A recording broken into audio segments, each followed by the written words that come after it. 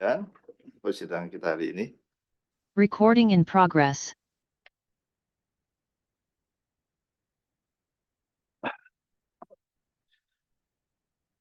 Selanjutnya, Majelis 3 akan memeriksa dan menyidangkan sengketa pajak atas nama PT Arion Indonesia. Ini ada 15 sengketa gugatan, sidang terbuka dan terbuka untuk umum.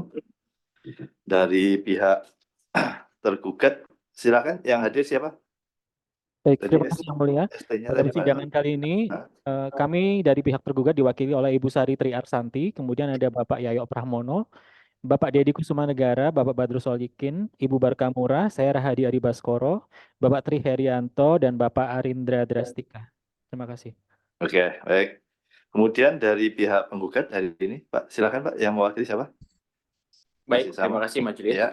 Dari pihak penggugat, hari ini yang menghadiri secara onsite ada Ya. saya, Kapi Permana, dan Pak Oke. Ridho Setiawan. Kemudian yang secara online ada kuasa Pak Pungsiawan, Ibu Neva, Bu Kita, sama Ibu Diana, Majelis. Oke, baik. Semua hadir ya. Baik, agenda sidang hari ini, sidang sebelumnya ini dari pihak penggugat sudah menghadirkan ya ahli untuk menjelaskan terkait dengan apa yang menjadi sengketa ya, pertimbangan hukum dan lain sebagainya. Dan pada hari ini, menurut catatan majelis, sebentar.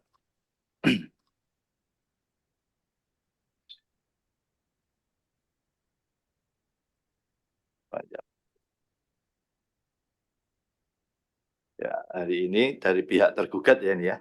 Tergugat dan juga penggugat sebenarnya masih kemarin meminta untuk kalau memang sudah bisa disiapkan closing disiapkan, kalau belum ya nanti akan kita tunda. Kemudian yang berikutnya tergugat untuk menyampaikan bukti ya terkait bukti T8 ya, dan ada parafnya dan sebagainya, menanggapi penjelasan dari penggugat dan juga menanggapi penjelasan dari para ahli. Dari pihak tergugat apa yang mau sampaikan hari ini? Baik, terima kasih Yang Mulia. Kami dari tergugat sudah menyiapkan pendapat akhir sesuai dengan schedule dari persidangan sebelumnya. Terus? Dan sudah kami upload. Kemudian mohon izin bahwa penjelasan kami mungkin agak panjang karena ini mencakup dari 2 sidang hari ini dan juga sidang sebelumnya kami sempat menjelaskan. Jadi yang pertama kami ingin mengkomentari dari pendapat saksi ahli yang dihadirkan oleh penggugat pada saat persidangan terakhir. Ini saksi ahli menggunakan Undang-Undang Nomor 30 Tahun 2014 tentang Administrasi Pemerintahan sebagai dasar hukum. Kemudian bahwa menurut tergugat bahwa Undang-Undang Perpajakan adalah peraturan yang lebih khusus sehingga sesuai dengan asas lex specialis derogat legi generali harus digunakan untuk memutus permasalahan di bidang perpajakan. Dan ketentuan, kalau kita baca di ketentuan peralihan Undang-Undang 30 tahun 2014 pasal 85 ayat 1 di sana bahwa pengajuan gugatan sengketa administrasi pemerintahan yang sudah didaftarkan pada pengadilan umum tapi belum diperiksa dengan berlakunya undang-undang ini dialihkan dan diselesaikan oleh pengadilan. Dan jika kita lihat definisi pengadilan sesuai dengan pasal 1 angka 18 ini adalah pengadilan tata usaha negara, jadi bukan pengadilan pajak. Kemudian ini juga didukung oleh pasal 78 Undang-Undang Nomor 14 tahun 2022 tentang pengadilan pajak, di mana diatur bahwa putusan pengadilan pajak diambil berdasarkan peraturan perundang-undangan perpajakan. Sehingga menurut kami harusnya undang-undang yang digunakan ya tetap undang-undang perpajakan. Jika kita melihat di undang-undang perpajakan, terkait kewenangan jangka waktu sebenarnya sudah diatur di pasal 13 ayat 1 Undang-Undang KUP, sehingga selama penetapan dalam jangka waktu tersebut 5 tahun tidak dilanggar, maka tidak ada kewenangan yang dilanggar. Untuk terkait prosedur itu jelas diatur di dalam pasal 36 ayat 1D, sehingga berdasarkan menurut kami berdasarkan pasal 1 Undang-Undang KUP, di sini dikatakan bahwa pemeriksaan itu adalah serangkaian kegiatan yang didasarkan pada suatu standar pemeriksaan. Jika kita mengacu standar pemeriksaan pada PMK 17 2013, di sana tidak ada standar pemeriksaan yang dilanggar oleh tergugat. Kemudian yang kedua yang mulia, bahwa saksi ahli mengatakan bahwa PMK itu diatur oleh menteri sesuai dengan amanat undang-undang. Sehingga jika kita melihat di PMK 17 tahun 2013, di sana jelas mengatur sanksi apabila suatu prosedur pemeriksaan dilanggar. Ada 2 pasal, ini pasal 60 ayat 1, di mana ini jika dilanggar akan berakibat pada pembatalan SKP, dan pasal 91 yang jika dilanggar maka ini yang terkena sanksi adalah pemeriksa. Sehingga di sini tergugat tidak setuju apabila penggugat mengatakan bahwa sanksi pelanggaran prosedur pemeriksaan tidak diatur. Bahwa menurut kami PMK 17 ini merupakan bentuk amanat undang-undang yang secara jelas mengatur sanksi pelanggaran atas suatu prosedur pemeriksaan, sehingga tidak seorang pun yang dapat memaksakan sanksi atas suatu pelanggaran prosedur pemeriksaan yang jelas tidak termasuk dalam kriteria pelanggaran yang dapat membatalkan hasil pemeriksaan sesuai pasal 60 ayat 1 atau menimbulkan sanksi kepada pemeriksa sesuai pasal 91. Jangka waktu pemeriksaan diatur di PMK 17 sehingga jika di PMK yang sama tidak diatur mengenai sanksi, ya artinya memang tidak terdapat sanksi hukum yang dapat diterapkan untuk pelanggaran jangka waktu. Kemudian bahwa PMK 17 ini merupakan aturan yang memberikan perlindungan hukum. Jadi tidak hanya kepada wajib pajak, tetapi kepada tergugat juga, khususnya adalah pemeriksa pajak, di mana PMK 17 ini merupakan pedoman dalam bekerja. Tergugat dalam hal ini pemeriksa dapat memberikan suatu fleksibilitas pemeriksaan dengan tentunya menanggung risiko hanya sebesar yang sudah diatur di PMK pasal 17. Menurut tergugat bahwa pemberian hukuman akan suatu kesalahan melebihi dari yang sudah diatur merupakan bentuk ketidakadilan dan dapat melanggar asas legalitas. Sehingga dengan membatalkan produk pemeriksaan berarti menghukum tergugat melebihi yang sudah diatur sehingga dapat memunculkan ketidakadilan dan memberikan ketidakpastian hukum. Kemudian bahwa saksi ahli juga mengatakan upaya hukum itu bisa dilakukan bersamaan baik kepada pihak yang sama maupun pihak yang berbeda secara bersamaan. Nah, menurut kami bahwa ada pendapat saksi ahli yang diajukan menggugat bahwa upaya hukum bisa dilakukan secara bersamaan ini. Pendapat kami adalah dengan melihat filosofi keberatan dan juga permohonan pengurangan atau pembatalan SKP sebagaimana diatur pasal 32 ayat 2 dan pasal 38 ayat 4 huruf A PP 50 tahun 2022 bahwa menurut tergugat berpendapat tidak dibenarkan jika upaya hukum itu terkait materi dan upaya hukum terkait prosedur dilakukan secara bersamaan. Kemudian kita tidak bisa mengesampingkan fakta bahwa penggugat ini juga telah mengajukan keberatan baik atas SKP maupun STP. Jadi bahwa pada tanggal 15 Desember dan 22 Januari penggugat telah mengajukan keberatan atas SKP dan STP yang diajukan objek gugatan.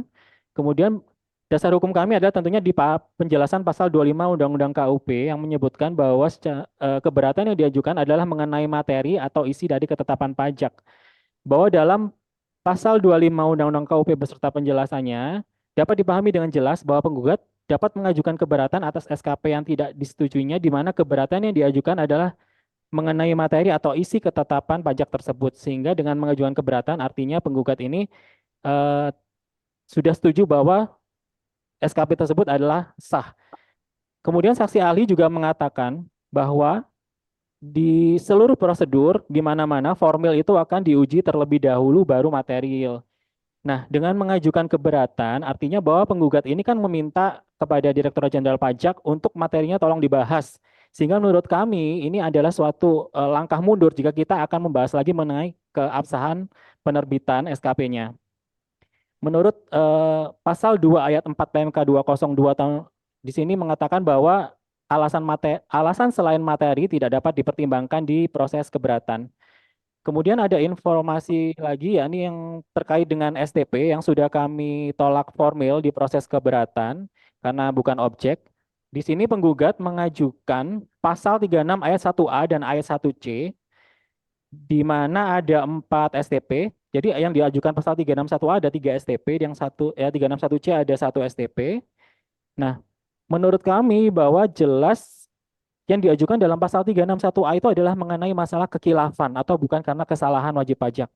Dengan demikian dapat disimpulkan bahwa pada saat penggugat mengajukan pengurangan atau penghapusan 361A, maka penggugat sudah tidak mempermasalahkan lagi baik itu adalah keabsahan STP maupun kebenaran atas penerbitan STP tersebut. Dengan kata lain bahwa penggugat ini mengaku bersalah dan meminta kebaikan hati dari Direktorat Jenderal Pajak untuk mengurangkan atau menghapus STP tersebut dengan menilai pada unsur kekhilafan atau bukan karena kesalahannya. Nah, selain setuju dengan keabsahan dan kebenaran penerbitan STP bahwa berdasarkan pasal 5 ayat 5 PMK 8 tahun 2013, ini juga merupakan bentuk mempertegas kepastian hukum bahwa wajib pajak ini tidak boleh menempuh upaya hukum seluruh upaya hukum atas satu ketetapan, namun harus memilih dan yakin akan pendapatnya sendiri apakah masih akan mempermasalahkan keabsahan STP, ketidakbenaran penerbitan, ataukah sudah tidak mempermasalahkan lagi keabsahannya dan hanya meminta kebaikan hati DJP saja melalui pengurangan atau penghapusan sanksi yang tercantum pada STP. Dengan demikian dapat kami simpulkan bahwa dengan mengajukan 361A atas 3 STP, penggugat secara tidak langsung mengakui keabsahan dan kebenaran penerbitan STP dan menggugurkan argumen penggugat dalam surat gugatannya. Dan dengan demikian juga bahwa 3 produk hukum diakui keabsahannya, maka seluruh produk hukum yang diterbitkan pada pemeriksaan yang sama juga otomatis diakui keabsahannya. Ini juga mengingat fakta bahwa sebagian dari produk pemeriksaan tidak diajukan gugatan. Untuk yang satu yang diajukan pasal 361C, ini merupakan STP terkait SKP, bahwa STP yang diajukan permohonan 361C ini tidak boleh diajukan bersamaan dengan keberatan permohonan pengurangan atau pembatalan SKP yang tidak benar, maupun permohonan pembatalan SKP hasil pemeriksaan atau verifikasi sebagaimana dimaksud dalam pasal 2 huruf D PMK 8 2013. Dengan demikian, upaya hukum yang diajukan bersamaan bertentangan dengan Undang-Undang KUP, PP 50 tahun 2022, dan juga PMK 8 tahun 2013. Dapat disimpulkan bahwa pendapat saksi ahli yang diajukan penggugat bahwa upaya hukum secara bersamaan itu bertentangan dengan ketiga dasar hukum yang sudah kami sebutkan di atas. Pengajuan 36 ini juga menambah inkonsistensi penggugat selain mengingat fakta tadi sebagian produk pemeriksaan tidak diajukan gugatan. Kemudian khusus untuk yang gugatan atas SK pasal 16 di sini menurut kami bahwa penggugat tidak menjelaskan tentang adanya salah prosedur dan tata cara penerbitan CAP, pembetulan atau surat ketetapan pajak. Kemudian yang mulia bahwa gugatan atas prosedur pemeriksaan yang berujung pada petitum pembatalan produk hukum hasil pemeriksaan ini sebenarnya sudah sangat sering terjadi, sehingga tanpa mengurangi rasa hormat kepada majelis hakim, kami sampaikan beberapa putusan pengadilan dan juga putusan Mahkamah Agung yang pada intinya menolak permohonan gugatan wajib pajak dengan amar pembatalan produk hukum pemeriksaan dengan alasan jangka waktu pemeriksaan. Ini ada di halaman 65 penjelasan tertulis kami. Jadi kalau kita lihat fakta persidangan di beberapa putusan, ini ada fakta bahwa memang tergugat tidak melakukan perpanjangan pemeriksaan. Namun pada akhirnya kesimpulannya gugatan tetap ditolak. Alasan penolakan tersebut dapat kami rangkum. Yang pertama adalah bahwa tidak terdapat norma hukum yang menyatakan apabila jangka waktu pemeriksaan terlampaui, maka produk hukum itu berupa SKP itu dapat dibatalkan. Bahwa hal ini dapat dimengerti mengingat PMK 17 tahun 2013 junto PMK 18 2015 hanyalah peraturan pelaksanaan dari ketentuan pasal 31 ayat 1 dan 2 Undang-Undang KUP. Bahwa sebagaimana tujuan dari ketentuan mengenai jangka waktu pemeriksaan dimaksudkan sebagai sarana bagi organisasi DJP untuk mengukur dan mengawasi kinerja pegawainya dalam hal ini pemeriksa pajak dalam hubungannya dengan reward dan punishment. Dan bahwa PMK 17 2013 yang dijadikan sebagai dasar hukum oleh penggugat menurut majelis bukan merupakan norma hukum yang mengandung sanksi hukum, namun merupakan norma administratif yang mengatur tata cara dan prosedur serta teknik administrasi. Bahwa dengan demikian karena merupakan norma administratif, maka PMK 17 tidak mengatur sanksi akibat tidak dipenuhinya ketentuan jangka waktu pemeriksaan dan atau tidak disampaikannya pemberitahuan perpanjangan jangka waktu pengujian sehingga mengakibatkan ketetapan yang diterbitkan menjadi tidak benar atau mengalami cacat hukum. Bahwa berdasarkan pasal 36 ayat 1 huruf D Undang-Undang KUP dapat disimpulkan bahwa pembatalan hasil pemeriksaan dari hasil pemeriksaan dapat dilakukan dalam hal pemeriksaan dilaksanakan tanpa penyampaian SPHP atau tanpa pembahasan akhir hasil pemeriksaan dan dengan wajib pajak. Dan SKP KB Aquo dapat diketahui bahwa penerbitan SKP KB Aquo masih dalam batas kewenangan yang diberikan peraturan perundang-undangan perpajakan kepada DJP, yakni dalam masih 5 tahun, sebagaimana diatur pasal 13 ayat 1 Undang-Undang KUP. Menurut kami bahwa gugatan ini akan berdampak pada pembatalan sehingga kita harus melihat di dalam pasal 60 ayat 1 PMK 17 tahun 2013 dan pemeriksa dalam hal ini tidak melanggar pasal yang ada di sana sehingga SKP-nya tidak bisa dibatalkan. Selanjutnya yang mulia terkait dengan bukti terima perpanjangan jangka waktu pemeriksaan 1 yang disampaikan secara langsung pada saat pra SPHP tanggal 14 April 2023.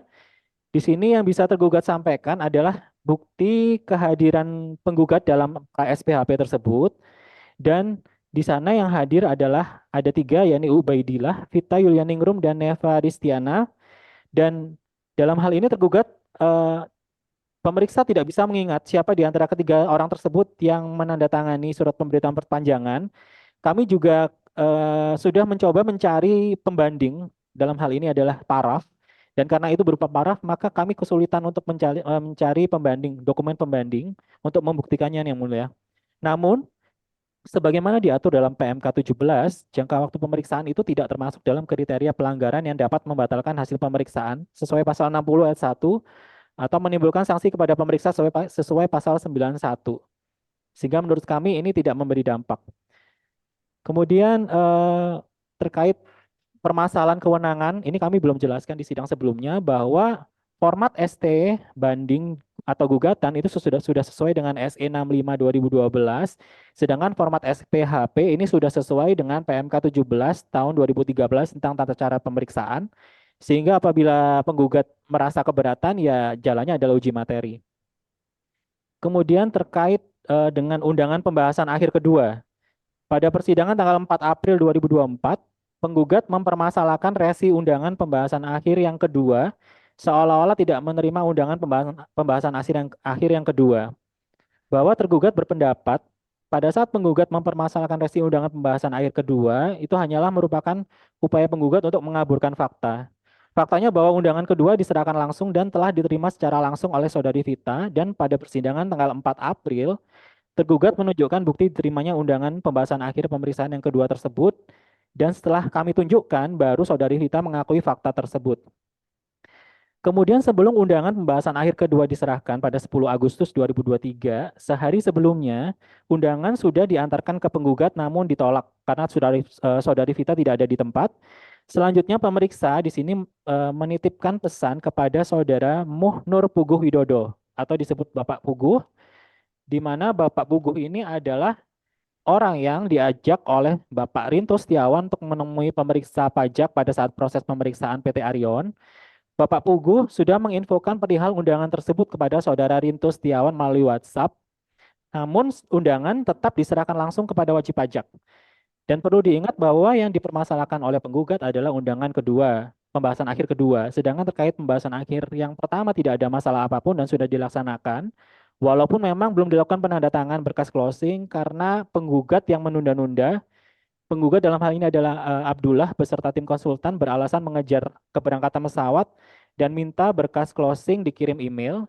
Kemudian Abdullah menyatakan akan mengajukan keberatan. Selanjutnya yang terjadi justru pada 5 Juni, penggugat mengajukan peminjaman kembali dokumen yang sudah diserahkan dan membuat surat tanggapan SPHP kedua.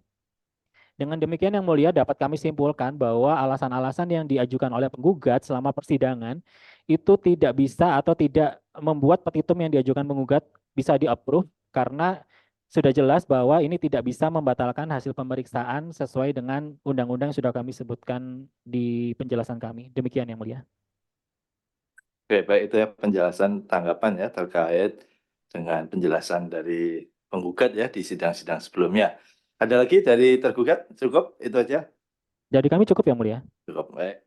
Baik, berikutnya kesempatan yang diberikan kepada penggugat. Apa yang mau disampaikan hari ini? Silakan. Apa closingnya sudah disiapkan? Baik, mohon izin majelis untuk closing nanti kami di persidangan selanjutnya begitu majelis. Oke, baik ya. Namun pada persidangan kali ini kami akan menyampaikan, tadi kan disampaikan oleh tergugat bahwa tergugat telah melakukan perpanjangan tanggal 14 April melalui surat tertanggal 3 April. Perlu penggugat sampaikan, seharusnya kan jangka waktu perpanjangan itu berakhir pada tanggal 28 Februari 2023. Ya. Nah, tetapi kenapa tergugat baru menyampaikan surat perpanjangan ini pada tanggal 14 April? Kemudian juga tergugat tidak bisa menyatakan atau tidak bisa membuktikan bahwa surat perpanjangan ini telah disampaikan kepada penggugat. Karena tadi disampaikan oleh tergugat, itu tidak tahu paraf siapa yang menerima. Sehingga menurut hemat kami sebagai penggugat, apabila tergugat tidak bisa membuktikan, itu sudah seharusnya dianggap tidak dilakukan penerbitan perpanjangan begitu Pak Majelis. Karena memang tidak dapat dibuktikan untuk penyampaian tersebut gitu. Kemudian selanjutnya mengenai surat pernyataan Pak Puguh itu, kami juga sudah membuat surat pernyataan juga yang menyatakan bahwa kami tidak pernah memberikan surat kuasa kepada Pak Puguh, dan juga Pak Puguh itu bukan merupakan pihak dari tim pemeriksa maupun pihak dari kami sebagai penggugat gitu. Makanya hal-hal yang seharusnya tidak dilakukan oleh tergugat, yaitu membocorkan rahasia wajib pajak, itu sudah melanggar pasal 34 ayat 1 Undang-Undang KUP, sehingga sudah sepatutnya tindakan-tindakan seperti yang dilakukan oleh tergugat itu tidak dilakukan nanti di kemudian hari, karena itu akan berdampak buruk terhadap nama Dirjen Pajak begitu, Majelis. Kemudian tadi terkait surat perpanjangan, karena tidak ada paraf yang menyatakan milik penggugat, ya kami juga akan nanti mencoba membuat laporan polisi dengan dugaan pemalsuan yang dilakukan oleh tergugat. Mungkin untuk sidang sebelumnya, Majelis Hakim menyampaikan atau memerintahkan kepada tergugat, yaitu perihal meminta IDLP yang menjadi dasar pemeriksaan khusus berdasarkan surat perintah nomor print 00041 WPJ titik 12 garis miring RIK titik SIS garis miring 2022 tanggal 15 Agustus 2022. Terus yang kedua juga menanyakan surat tugas terkait dengan pelimpahan wewenang dari KPP Madya kepada Kanwil DJP Jatim 3 karena penggugat pada saat dilakukan pemeriksaan terdaftar sebagai wajib pajak di KPP Madya. Nah, sampai saat ini surat tugas tersebut belum dijawab atau belum disampaikan oleh tergugat. Kemudian penjelasan atau dasar hukum apa yang dimaksud dengan pemeriksaan biasa, tidak biasa atau luar biasa sebagaimana disampaikan oleh tergugat pada sidang sebelumnya. Kemudian juga menanyakan kepada penggugat penjelasan tertulis mengenai penyampaian surat undangan pembahasan akhir hasil pemeriksaan kedua tanggal 9 Agustus 2023 karena terlalu mepet dengan waktu pelaksanaan, di mana kami mendapatkan surat undangan itu tanggal 10 Agustus jam 9 pagi dan kami diundang untuk melakukan pembahasan akhir itu jam 10 pagi gitu, Majelis. Mungkin itu nanti mohon dijawab dulu oleh tergugat. Sebentar, tergugat apakah tadi ya penjelasan tertulisnya apakah sudah ada tanggapan terkait kenapa yang melakukan pemeriksaan itu Kanwil bukan KPP Madya? Terkait dengan latar belakang pemeriksaan yang mulia sudah ada di closing kami juga di halaman 60. Di halaman berapa? Ya, halaman 6. Ini kami mengacu ke penjelasan tertulis nomor sengketa 011144. Ya, enggak, Majelis menanyakan apakah sudah ada penjelasannya? Sudah yang mulia, sudah kami Sudah, jelaskan semua di sudah. halaman 60. Sudah, nanti biar dibaca lagi ya oleh tergugat, nanti ditanggapi juga ya. Yang penting sudah ada di situ ya, nanti Majelis juga akan membacanya ya. Sudah ada yang mulia. Ya, ya jelas Majelis memastikan saja kalau sudah ya syukur, tapi kalau belum nanti dibuat itu aja ya. Sudah ada yang mulia. Oke, kemudian terkait tanggapan yang lain dari penggugat apakah juga sudah dijawab di sana? Tadi yang barusan disampaikan? Pemeriksaan tidak biasa sudah kami jelaskan yang mulia di 3 Ya. sidang terakhir. Oke, ya. Terkait yang waktu mepet dan lain sebagainya juga sudah?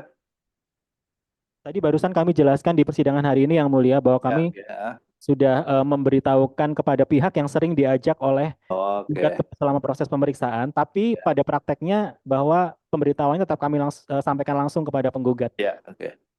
Ya baik, nggak apa-apa, ini sampaikan aja nanti, dan ini juga dibantah oleh penggugat hari ini ya terkait dengan Puguh memang tidak ada kuasa ya. Ini ya. Itu ada kebohongan Majelis bahwa hanya satu kali aja Majelis. Hanya satu kali aja Pak Puguh ini kami ajak, dan itu pun beliau yang kepingin ketemu dengan Pak Wisnu Majelis. Dan Pak Puguh itu siapa menurut Bapak? Pak Wisnu ini kakak kelas saya, mantan pemeriksa pajak Majelis. Enggak, Pak Puguh ini Pak Muhammad Nur Puguh Widodo. Ya, itu kakak kelas saya Majelis. Kak alumni dari DJP, mantan DJP, dia udah resign dari DJP. Kepingin, karena kan saya curhat, ini kenapa kok ada pemeriksaan terlalu banyak pelanggaran prosedur. Ya udah, saya temui supervisornya siapa gitu. Jadi bukan inisiatif saya, inisiatifnya beliau untuk dipertemukan dengan supervisor. Jadi itu, ini intinya hanya teman Bapak aja ya? Ya, hanya teman aja, tidak ada kuasa Majelis. Dan itu pun sama saya Majelis, bukan beliau sendiri Majelis. Betul. Dan Bapak tidak memberikan kuasa ya? Tidak memberikan kuasa Majelis. Dan poin yang paling penting Majelis, bahwa kami sering dituduh adalah mengulur-ngulur waktu untuk memberikan dokumen. Nah, ini faktanya Majelis. Saya cek, itu sejak tanggal 28 Oktober kami sudah serahkan semua berkas Majelis. Iya. Lah, tanggal 28 Oktober sampai tanggal 4 Januari itu terjadi kekosongan majelis. Iya. Lah tiba-tiba digantilah pemeriksa. Tanggal 26 September saat kami hadir membawa konsultan kami yang notabene adalah salah satu dosen di Malang, itu pemeriksa pajaknya sudah kayak ketakutan majelis. Iya. Lah, itu pun bocor. Kedatangan kami ke Kanwil itu bocor ke di antara pemeriksa pajak di antara konsultan pajak Semalang Raya majelis. Ini ada apa kamu kok datang ke Kanwil gitu loh. Jadi sepertinya di Kanwil DJP 3 ini ada banyak-banyak mata-mata majelis. Dan itu pun terduganya yaitu adalah oknum pemeriksa sendiri yang membocorkan kedatangan kami kepada konsultan pajak. Maunya itu mungkin pakai jasa konsultan pajak yang lain. Terus ini yang sebelum kami hadirkan ahli lagi majelis, karena kan tadi dari pihak tergugat menghadirkan banyak putusannya. Kami juga sudah membawa ada 3 putusan majelis, salah satunya adalah putusan majelis 3A yang diketuai oleh ini ketua majelis sendiri. Nah, ini sebelum kami menghadirkan ahli, nanti ini ada yang mau saya tanyakan, yaitu di dalam pendapat akhir dari tergugat ada namanya tahapan pra SPHP. Nah, itu ada di PMK yang mana dasar hukum tersebut. Terus yang kedua, ini yang lucu ini majelis. Ini sepertinya tergugat ini mungkin hitung-hitungannya kurang ini ya. Cara hitung-hitungan secara matematis kurang pas. Nanti kalau perlu kursus matematika nanti bisa saya kasih kursus. Jadi perpanjangannya kan 3 April, itu pun diduga palsu. Sementara mereka menulisnya dalam pendapat akhir, itu jangka waktu perpanjangan habisnya itu tanggal 30 April. Seharusnya kan kalau 2 bulan dari 3 April, harusnya kan 3 Mei. Ya, itu ada inkonsistensi dari pendapat akhirnya tergugat sendiri. Itu ada 2 hal, yaitu pra SPHP itu ada di tahapan mana dalam PMK. Yang kedua, cara menghitungnya ini tergugat ini gimana itu? Ini kan mereka juga lulusan STAN majelis. Kami juga vendornya dari STAN juga majelis. Kebetulan kami adalah vendor dari Smart Interaktifnya dari STAN juga majelis. Seperti itu. Ini sebelum kami nanti akan menghadirkan ahli untuk memberikan keterangan tentang ada 3 putusan yang itu mungkin nanti bisa memberikan terang benderang kasus ini majelis. Terima kasih.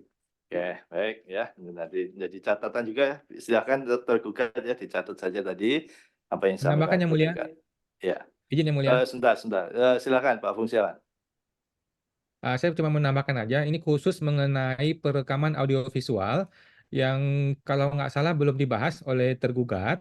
Kalau kita tahu di SE 12 tahun 2016 itu kan ada perintah dari kantor pusat supaya setiap tahapan proses pemeriksaan itu kan direkam audiovisual. Dan tergugat sudah mengakui bahwa mereka tidak merekam. Tetapi kan mereka tidak memberikan dasar hukum. Apakah kameranya rusak?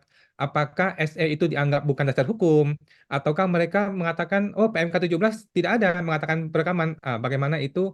Mungkin kalau bisa juga dijelaskan juga mengenai dasar hukumnya yang mulia. Jangan-jangan SE ini juga tidak dianggap sama si mereka ini yang mulia. Terima kasih yang mulia. Ya, baik itu pertanyaan dari pihak penggugat ya. Tergugat apakah sudah dibahas juga di penjelasan tertulis hari ini atau belum? Mohon izin yang mulia, mungkin yang terkait dengan audiovisual itu sebenarnya sudah kami jelaskan juga, mungkin kuasa hukum tidak mendengarkan.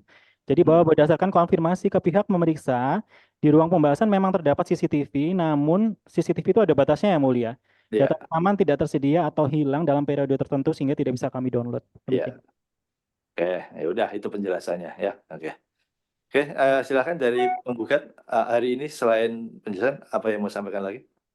Baik, terima kasih majelis. Pada persidangan sebelumnya kami telah menghadirkan ahli. Kemudian juga pada persidangan kali ini kami menghadirkan ahli kembali, yang mana ahli akan menerangkan mengenai hukum acara pemeriksaan pajak yang menyebabkan surat ketetapan pajak dan surat ketetapan pajak pembetulan menjadi batal, gitu majelis. Oke, itu sudah pernah sampaikan belum atau hal yang belum. Oke, belum. Oke, siapa yang mau menjadi ahli? Tambahan. Maksudnya tambahan penjelasan. Tambahan keterangan ahli. Tambahan keterangan ahli. Sama yang kemarin majelis. Oke, ahlinya sama atau beda? Tetap Ahlinya tetap sama. Oke, silakan siapa? Pak Ri masih Pak sama. Rey. Silakan Pak Ri ya.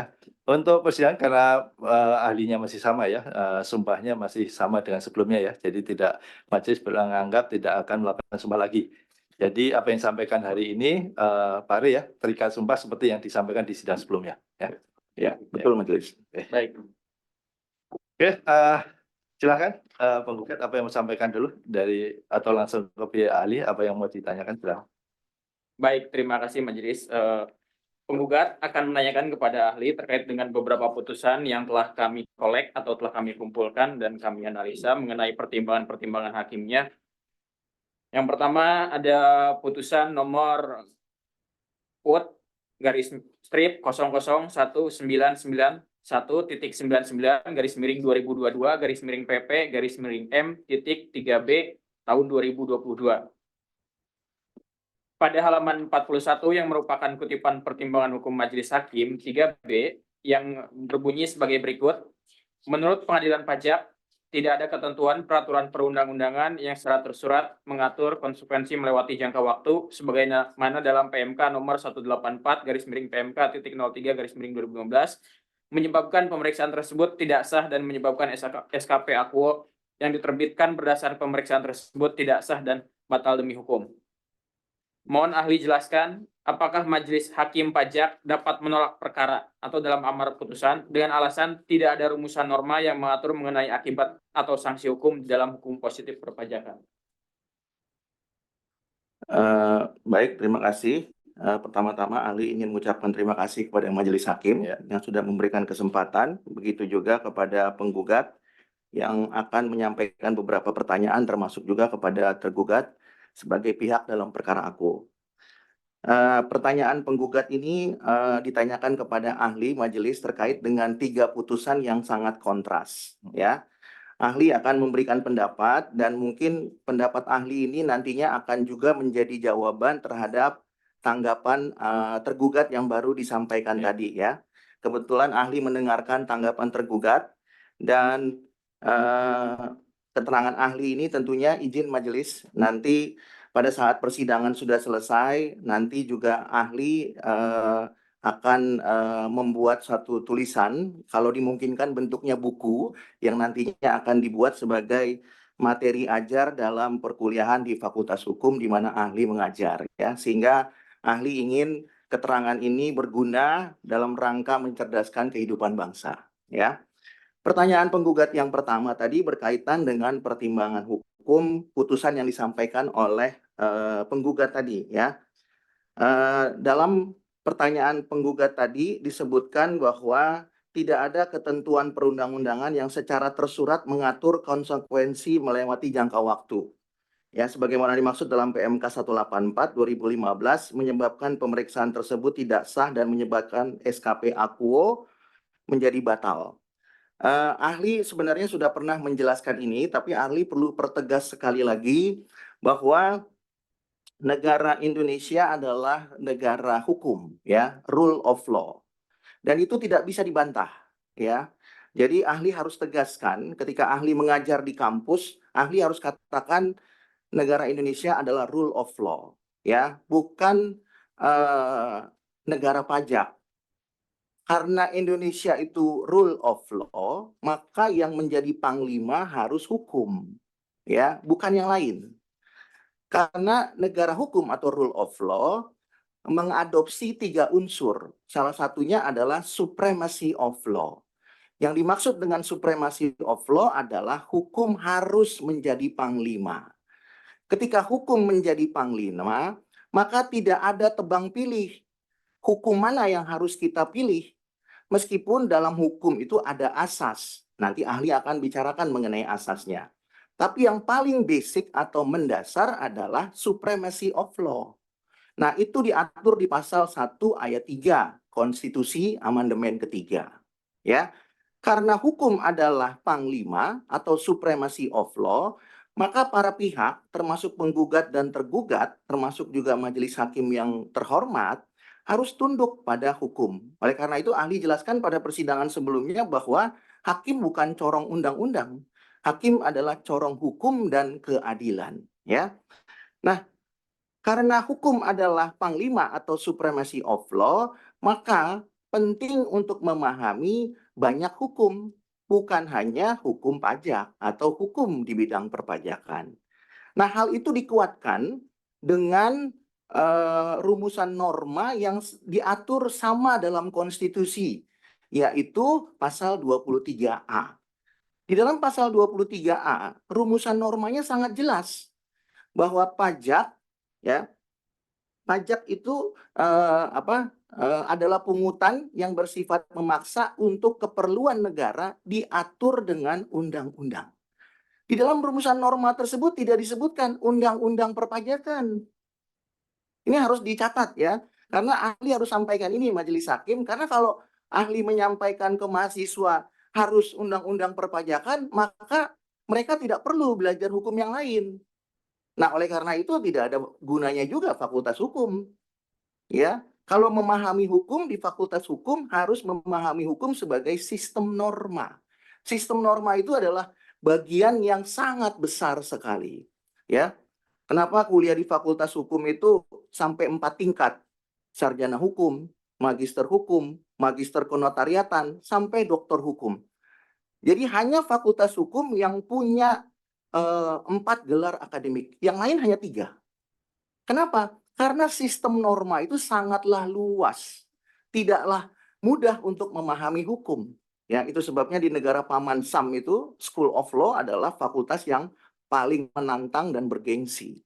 Ya, nah kembali kepada rumusan norma pasal 23A Konstitusi, bahwa pajak itu tidak hanya diatur dalam undang-undang perpajakan, disebutkan di sana undang-undang.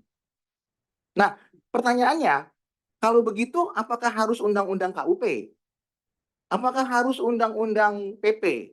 Apakah harus undang-undang PPSP? Atau apakah harus undang-undang material? PPN, PBB, BEA Metrai, apakah harus itu? Ya, rumusan normanya sudah jelas mengatakan hanya undang-undang. Jadi pasal 1 ayat 3 dan pasal 23A itu relevan, tidak kontralegis, tapi saling mendukung satu dengan yang lain. Nah, hal itu dikuatkan kembali ya di dalam pasal 10 Undang-Undang Kekuasaan Kehakiman. Hakim dilarang menolak perkara karena dasar hukumnya tidak ada atau dasar hukumnya tidak jelas. Ya. Jelas Undang-Undang Kekuasaan Kehakiman ini adalah payung bagi semua hakim dan semua peradilan yang ada di Indonesia. Kita mengetahui bahwa ada 4 peradilan di Indonesia. Peradilan umum, peradilan agama, peradilan tun, dan peradilan militer. Peradilan pajak masuk sebagai peradilan khusus di bawah peradilan tun. Nah, oleh karena itu, maka sudah sangat jelas Undang-Undang Kekuasaan Kehakiman ini memerintahkan hakim untuk tidak hanya tunduk kepada hukum yang berkaitan dengan perkara yang ditanganinya, tapi harus menggali nilai-nilai termasuk norma yang tidak diatur di dalam peraturan yang biasa ditangani atau yang dikaitkan atau yang bersangkutan dengan perkara yang biasa ditangani. Jadi pemahaman Undang-Undang Kekuasaan Kehakiman itu sangat luas. Bahkan kalau kita mau cermati, rumusan normanya menyebutkan adalah hakim dilarang menolak perkara. Pengertian menolak itu harusnya tidak mungkin ada putusan NO. Tidak mungkin ada putusan tidak dapat diterima. Karena menolak itu artinya perkaranya diperiksa. Ya. Nah, kalau mau dikaitkan kepada Undang-Undang PP itu diaturnya di pasal 80 ya, ada menolak. Nah, jadi kalau perkaranya itu berkaitan dengan peraturan yang tidak ada kaitannya langsung dengan pajak, tapi diatur di peraturan yang lain, maka sesuai dengan amanat pasal 10 Undang-Undang Kekuasaan Kehakiman, hakim harus menggali peraturan itu. Nah, pertimbangan hukum ini disebutkan tidak ada ketentuan perundang-undangan. Tentu menjadi pertanyaan apakah betul tidak ada peraturan perundang-undangan? Jawabannya ada. Hanya saja peraturan itu tidak diatur di Undang-Undang KUP, tapi di peraturan lain.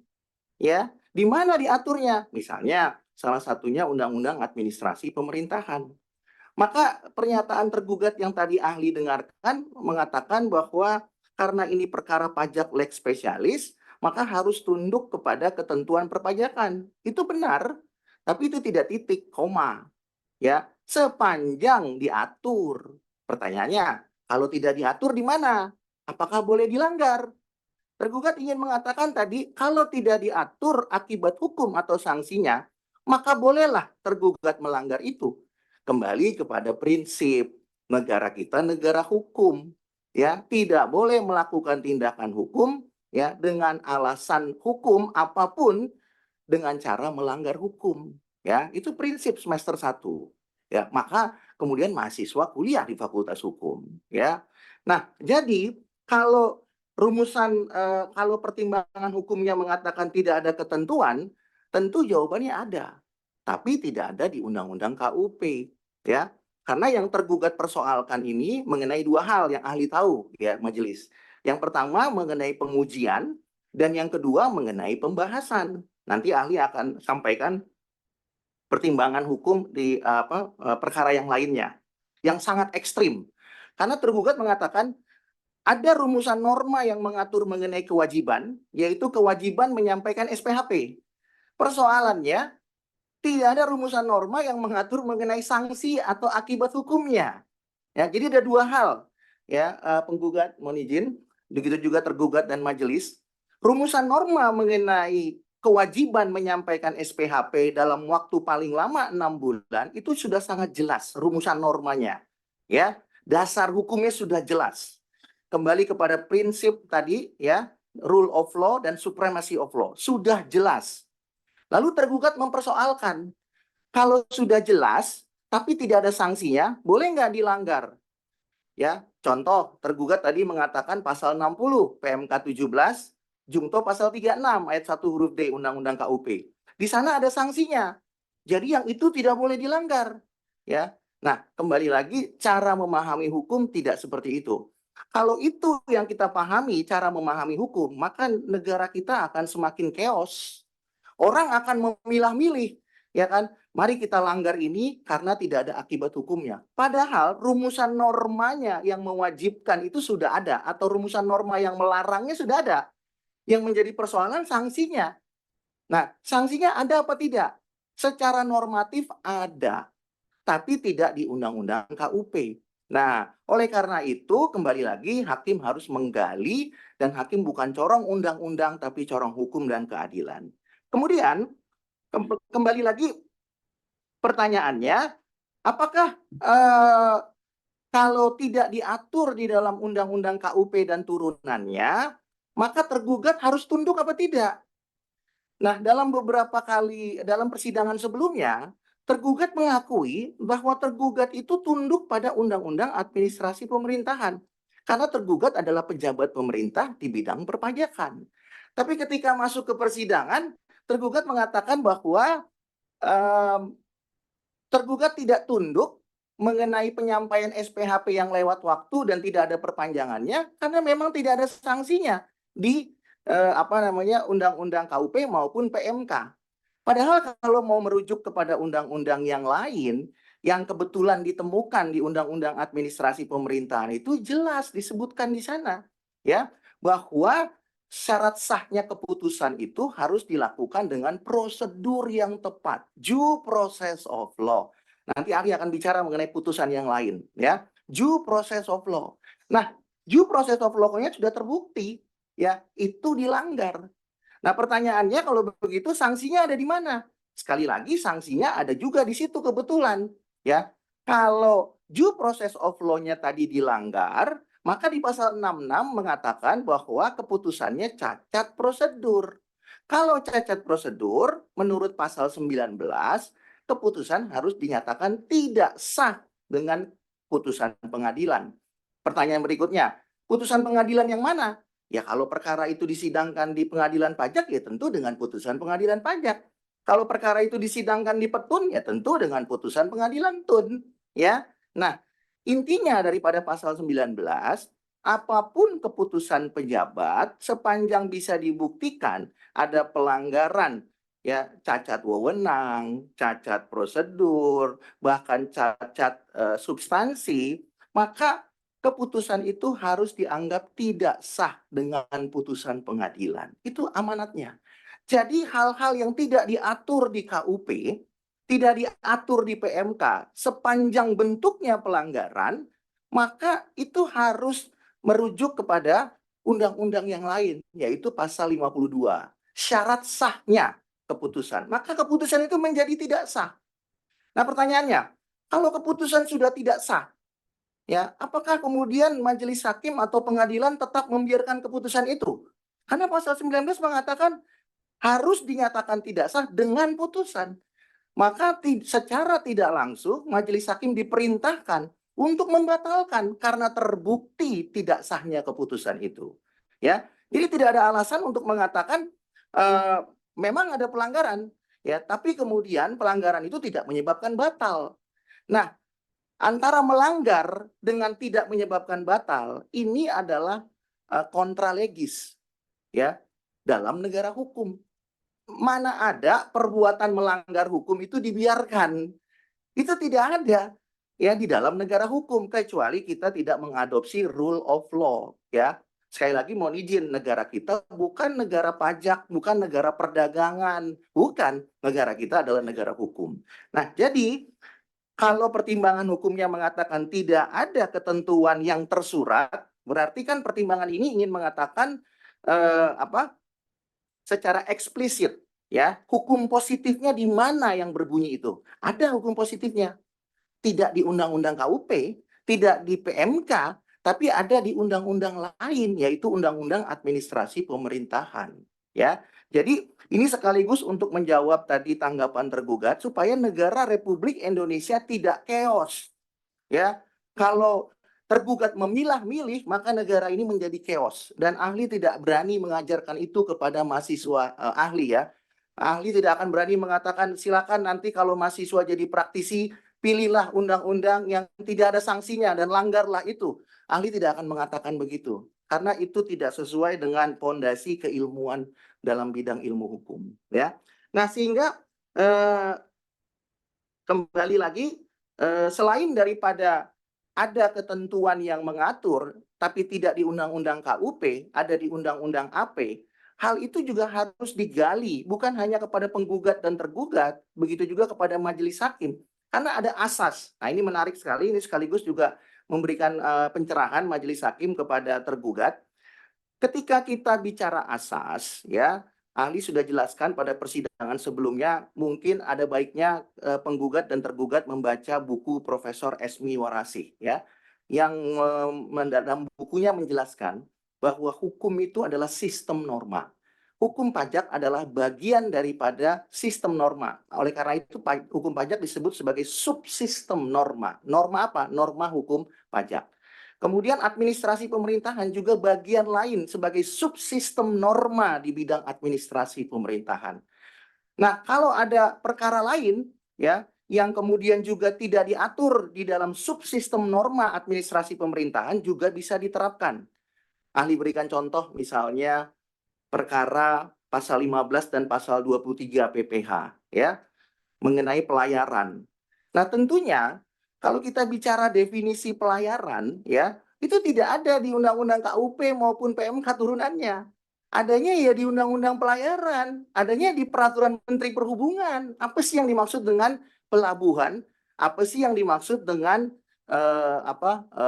pelayaran? Definisinya ada di situ. Tapi kalau kita bicaranya ke KMK, PMK, atau Undang-Undang KUP ya enggak ada. Nah, pertanyaannya kalau enggak ada terus gimana? Ya kan? Ada dua kemungkinan. Ada di peraturan lain atau majelis punya kewenangan melakukan refineding. Tapi sebelum refineding dilakukan, maka tentunya harus dicari subsistem norma yang lain. Itu kata Profesor Esmi Warasih. Cara memahami hukum itu seperti itu. Karena kalau tidak, kita akan seperti kuda yang diberi kacamata. Kita hanya maunya ini saja, dan apapun itu kita tidak mau tahu. Dan itu bukan yang diajarkan di Fakultas Hukum. Ya. Kemudian berkaitan juga dengan kenapa Undang-Undang Administrasi Pemerintahan itu seperti tergugat akui itu juga harus dipertimbangkan, bahkan undang-undang yang lain atau hukum yang lain, karena secara konkret kita tidak menemukan semua definisi di dalam Undang-Undang KUP dan turunannya. Itu sebabnya berlaku. Ya, pada umumnya kita tahu dalam praktek itu asas-asas yang umum. Misalnya, ya, lex specialis derogat legi generali. Ya, itu semester 1 juga pasti paham, ya kan? Lex posteriori derogat legi priori. Ya, itu juga umum. Lex superiori juga begitu. Nah, tapi ketika kita kaitkan dengan yang umum dipakai, contohnya lex specialis derogat legi generali, pertanyaannya adalah bagaimana kalau lex specialisnya tidak mengatur? Ya, lalu bagaimana penerapan hukumnya? Bagaimana memberikan rasa keadilannya kalau lex specialisnya tidak mengatur? Ya, seperti ahli katakan tadi, beranikah majelis hakim melakukan refinding? Tapi sebelum itu yang lebih mudah adalah mencari peraturan yang lain. Nah, yang kedua adalah asas yang digunakan adalah ketentuan umum tetap berlaku sepanjang ketentuan khusus tidak mengatur. Nah, ketentuan umum ini yang sepertinya menurut ahli dari pernyataan tergugat tadi bahwa tergugat tidak mau memahami ketentuan umum, ya. Jadi ada asas yang namanya generalia sunt proponenda singularibus. Ya, itu diatur juga dalam bukunya Profesor Dr. Bagirmanan, ya. Ketentuan umum itu tetap berlaku sepanjang ketentuan khusus tidak mengatur. Jadi kalau ketentuan khusus itu mengatur, kita sepakat, ya. Tapi kalau ketentuan khusus tidak mengatur, kita tidak bisa menutup mata. Nah, kalau ahli paksakan pemahaman tergugat kepada siapapun atau termasuk kepada mahasiswa ahli, maka kembali lagi negara ini akan semakin chaos. Saya hanya maunya lex spesialis. Bagaimana kalau tidak ada di dalam lex spesialis? Ya terserah, pokoknya saya tetap maunya lex spesialis. Nah, maka kacaulah ya cara berhukum di negara ini. Ya. Nah, oleh karena itu kembali lagi pertimbangan-pertimbangan itu yang mungkin harus juga menjadi dasar bagi tergugat ketika melakukan koreksi. Kenapa? Karena kembali kepada prinsip rule of law dan supremacy of law. Jadi sederhananya pertanyaan penggugat tadi, apakah ada ketentuannya secara hukum positif? Ada. Pertanyaannya, apakah itu hukum lex spesialis? Tidak. Di mana diaturnya? Itu diatur di lex generalisnya. Lex generalis itu apa saja? Hukum selain daripada hukum yang berkaitan dengan perkara akuo. Itu disebut dengan lex generalis, ya. Apakah itu harus dipertimbangkan? Ahli harus menjawab iya. Kenapa? Karena lex spesialis tidak mengatur. Dasarnya apa? Pasal 1 ayat 3, pasal 23A konstitusi, pasal 10 undang-undang kekuasaan kehakiman, kemudian hukum sebagai sistem norma, dan asas generalia sunt proponenda singularibus. Itu dasarnya. Kalau ini dipahami baik, ya, maka negara kita tidak kacau. Tapi kalau tidak, maka ahli harus mengatakan hukum bukan panglima atau tidak tercapai supremacy of law. Begitu penggugat. Ya, baik, terima kasih ahli. Kemudian tadi pada putusan tadi itu pada halaman 42 dengan kutipan pertimbangan hukum sebagai berikut, penggugat dapat menyampaikan ketidakpatuhan dan ketidakdisiplinan pelaksanaan pemeriksaan tersebut kepada unit yang berwenang menangani hal tersebut. Mohon ahli jelaskan apakah hakim dapat membatasi upaya hukum wajib pajak sebagai pencari keadilan dengan menyatakan pelanggaran hukum tertentu hanya dapat diajukan gugatan dan yang lain hanya dapat diajukan pengaduan kepada unit kerja. Ya, hal tersebut juga menjawab pertanyaan atau pernyataan tergugat yang menyatakan bahwa apabila mengajukan gugatan juga penggugat tidak dapat mengajukan keberatan gitu. Terima kasih ahli. Izin majelis boleh minum sebentar? Ya, silakan. Nanti tolong jawabannya lebih ringkas ya Pak ya. Ya. Karena waktu soalnya. Baik. Terima kasih penggugat pertanyaannya tadi. Ada pertimbangan hukum mengenai kalau melanggar PMK, ya, meskipun PMK itu amanat undang-undang, maka harusnya tidak mengajukan gugatan, ya. Itu kurang lebih yang ahli tangkap dari pertanyaan penggugat. Tapi sampaikanlah bentuknya pengaduan. Katakanlah kalau dalam perkara pajak itu pengaduannya ke Kitsda, Kepatuhan Internal dan Transformasi Sumber Daya Aparatur, atau mungkin ke Komwasjak, atau mungkin ke Wise Kemenkyu, ya. Nah, kembali lagi, kalau PMK yang dipersoalkan ini adalah PMK 17, ya. PMK 17 itu amanat undang-undang. Undang-undang KUP. Nah, kalau kita baca konsideran undang-undang, ya, maka ahli harus mengatakan sangatlah mudah untuk memahami memahami undang-undang dari konsiderannya. Dalam konsideran undang-undang KUP tidak ada ya rumusan norma yang kemudian membatasi bahwa ketika undang-undang atau PMK ini dilanggar, kemudian pihak yang dirugikan hanya dapat mengajukan pengaduan atau laporan. Ya, bahkan dalam banyak pengadilan di Republik ini, undang-undang itu ketika dilanggar menjadi dasar diajukannya gugatan.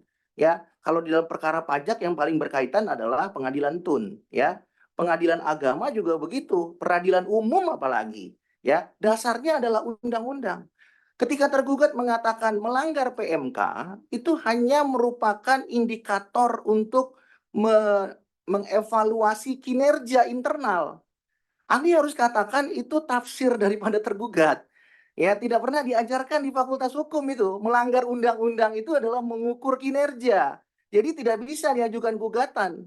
Ya, ini adalah pemahaman yang menurut ahli, mohon maaf majelis, menyesatkan. Karena kalau mahasiswa tahu, ya kan, loh, kalau gitu kita cari PMK-nya, turunannya, kita langgar. Padahal itu amanat undang-undang.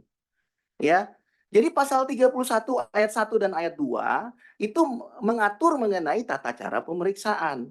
Hanya teknisnya diatur oleh menteri. Nah, kalau kita belajar mata kuliah peraturan perundang-undangan, khususnya Undang-Undang P3, undang-undang itu tidak boleh mengatur teknis. Dia hanya mengatur yang sifatnya filosofis dan konseptual. Nah, oleh karena itu yang bersifat teknis diatur di dalam PMK. Nah, pertanyaannya, kalau PMK itu dilanggar, apakah kemudian karena PMK tidak ada sanksinya, maka itu dapat dibenarkan? Ya, jadi seolah-olah melanggar PMK tidak ada sanksi sama dengan melanggar undang-undang tidak ada sanksi dan oleh karenanya bisa dibenarkan. Kembali lagi kepada jawaban ahli, ya. Melanggar undang-undang meskipun tidak ada sanksinya di undang-undang KUP, ya tentu harus dilihat kepada subsistem norma yang lain. Nah, kelihatannya tergugat hanya fokus kepada pasal 36. Ini pasal favorit sekali nih, pasal 36. Ya, 36 ayat 1 huruf D. Nah, kebetulan diatur di Undang-Undang KUP.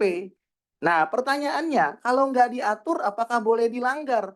Meskipun itu juga amanat undang-undang. Ahli harus katakan tidak boleh. Ya. Nah, pertanyaannya sanksinya ada di mana? Ya, sanksinya ada di peraturan lain dicari. Karena rumusan norma mengenai kewajiban atau rumusan norma mengenai larangan sudah jelas diatur. Yang dipersoalkan berulang-ulang di pengadilan ini adalah rumusan norma mengenai sanksi atau akibat hukum. Jadi karena tidak ada akibat hukum atau sanksi, maka bolehlah dilanggar. Ini yang harus ahli luruskan, ya. Dan ketika ini dilanggar, tidak ada penjelasan di dalam undang-undang ataupun turunannya yang mengatakan alasan dapat dilanggar itu bukan alasan yang berakibat hukum, tapi alasan yang hanya menimbulkan konsekuensi kepada pegawai yang melanggar seperti yang tergugat tadi katakan. Perlu ahli jelaskan bahwa kewenangan tergugat ini bukan kewenangan yang melekat pada dirinya sendiri. Kewenangan tergugat itu adalah kewenangan dalam hukum positif di bidang perpajakan adalah kewenangan Dirjen Pajak atau Direktur Jenderal Pajak. Jadi tidak ada kewenangan persona. Adanya adalah kewenangan pejabat yang disebut dengan Direktur Jenderal Pajak. Hanya kebetulan Direktur Jenderal Pajak punya jajaran yang sangat luas, ya. Ada lebih dari 30 kanwil, lebih dari mungkin 260 KPP setingkat eselon 3, lebih dari 260 mungkin setingkat eselon 4. Karena jajarannya banyak. Tapi pejabat yang bertanggung jawab, ya menurut Undang-Undang Administrasi Pemerintahan, yang tanggung gugat dan tanggung jawab itu hanya Direktur Jenderal Pajak, ya. Pasal 14 ayat 4 dan pasal 14 ayat 8. Undang-Undang Administrasi Pemerintahan. Jadi yang namanya Kakanwil, Direktur, Kakap, yang namanya tim pemeriksa, tim penyelidik keberatan, itu hanya bagian daripada infrastruktur Direktur Jenderal Pajak. Sehingga kalau mereka melanggar hukum, maka Dirjen Pajaklah yang melanggar hukum. Ya. Jadi kembali ke pertanyaan penggugat tadi, maka ketika PMK itu dilanggar, tidak bisa ditafsirkan itu hanya pelanggaran yang sifatnya mengukur kinerja saja. Dan oleh karena itu hukumannya harus diberikan kepada yang melanggar, ya, atau pegawai DJP-nya. Bukan Dirjen Pajaknya juga menurut tergugat, tapi pegawai DJP-nya. Nah, oleh karena itu ahli harus jelaskan bahwa pelanggaran yang dilakukan oleh jajaran Direktur Jenderal Pajak adalah sama dengan pelanggaran yang dilakukan oleh Dirjen Pajak karena konsekuensi tanggung gugat dan tanggung jawab tadi ya. Sehingga dengan demikian tidak ada penjelasan atau mungkin rumusan norma atau konsideran apapun yang mengatakan kalau melanggar PMK dan tidak ada sanksinya ya, dan kalau PMK itu diamanatkan oleh undang-undang dan tidak ada sanksinya, maka bolehlah tetap dilanggar ya. Ahli harus mengatakan tidak demikian cara berhukum ya. Karena kalau itu dipahami, meskipun banyak putusan pengadilan pajak yang mengatakan betul seperti itu ya, tapi ahli tidak akan berani mengatakan itu kepada mahasiswa. Kecuali kalau tergugat berani mengatakan itu kepada publik, ya silakan saja. Nah, tapi ahli tidak berani mengatakan itu karena itu bukan konsep supremacy of law dan rule of law. Begitu penggugat ya. Oke, cukup ya. Apa lagi? Ada lagi mohon izin majelis. Ringkas saja karena waktu juga. Baik. Yang lain Kami juga. untuk pertanyaan ini kami ringkas nanti. Oke. Pengadilan dalam putusan tersebut juga ada pertimbangan hukumnya. Pengadilan pajak berkesimpulan penerbitan SKP Akuo oleh tergugat tetap sah dan sesuai kewenangan DJP masih dalam jangka waktu 5 tahun sesuai pasal 13 ayat 1 dan pasal 13 ayat 4 UKUP. Mohon ahli jelaskan apakah perbedaan tahapan penerbitan SKP dengan pengujian lapangan dan pembahasan akhir dalam pemeriksaan pajak, apa dasar hukum atau normanya begitu?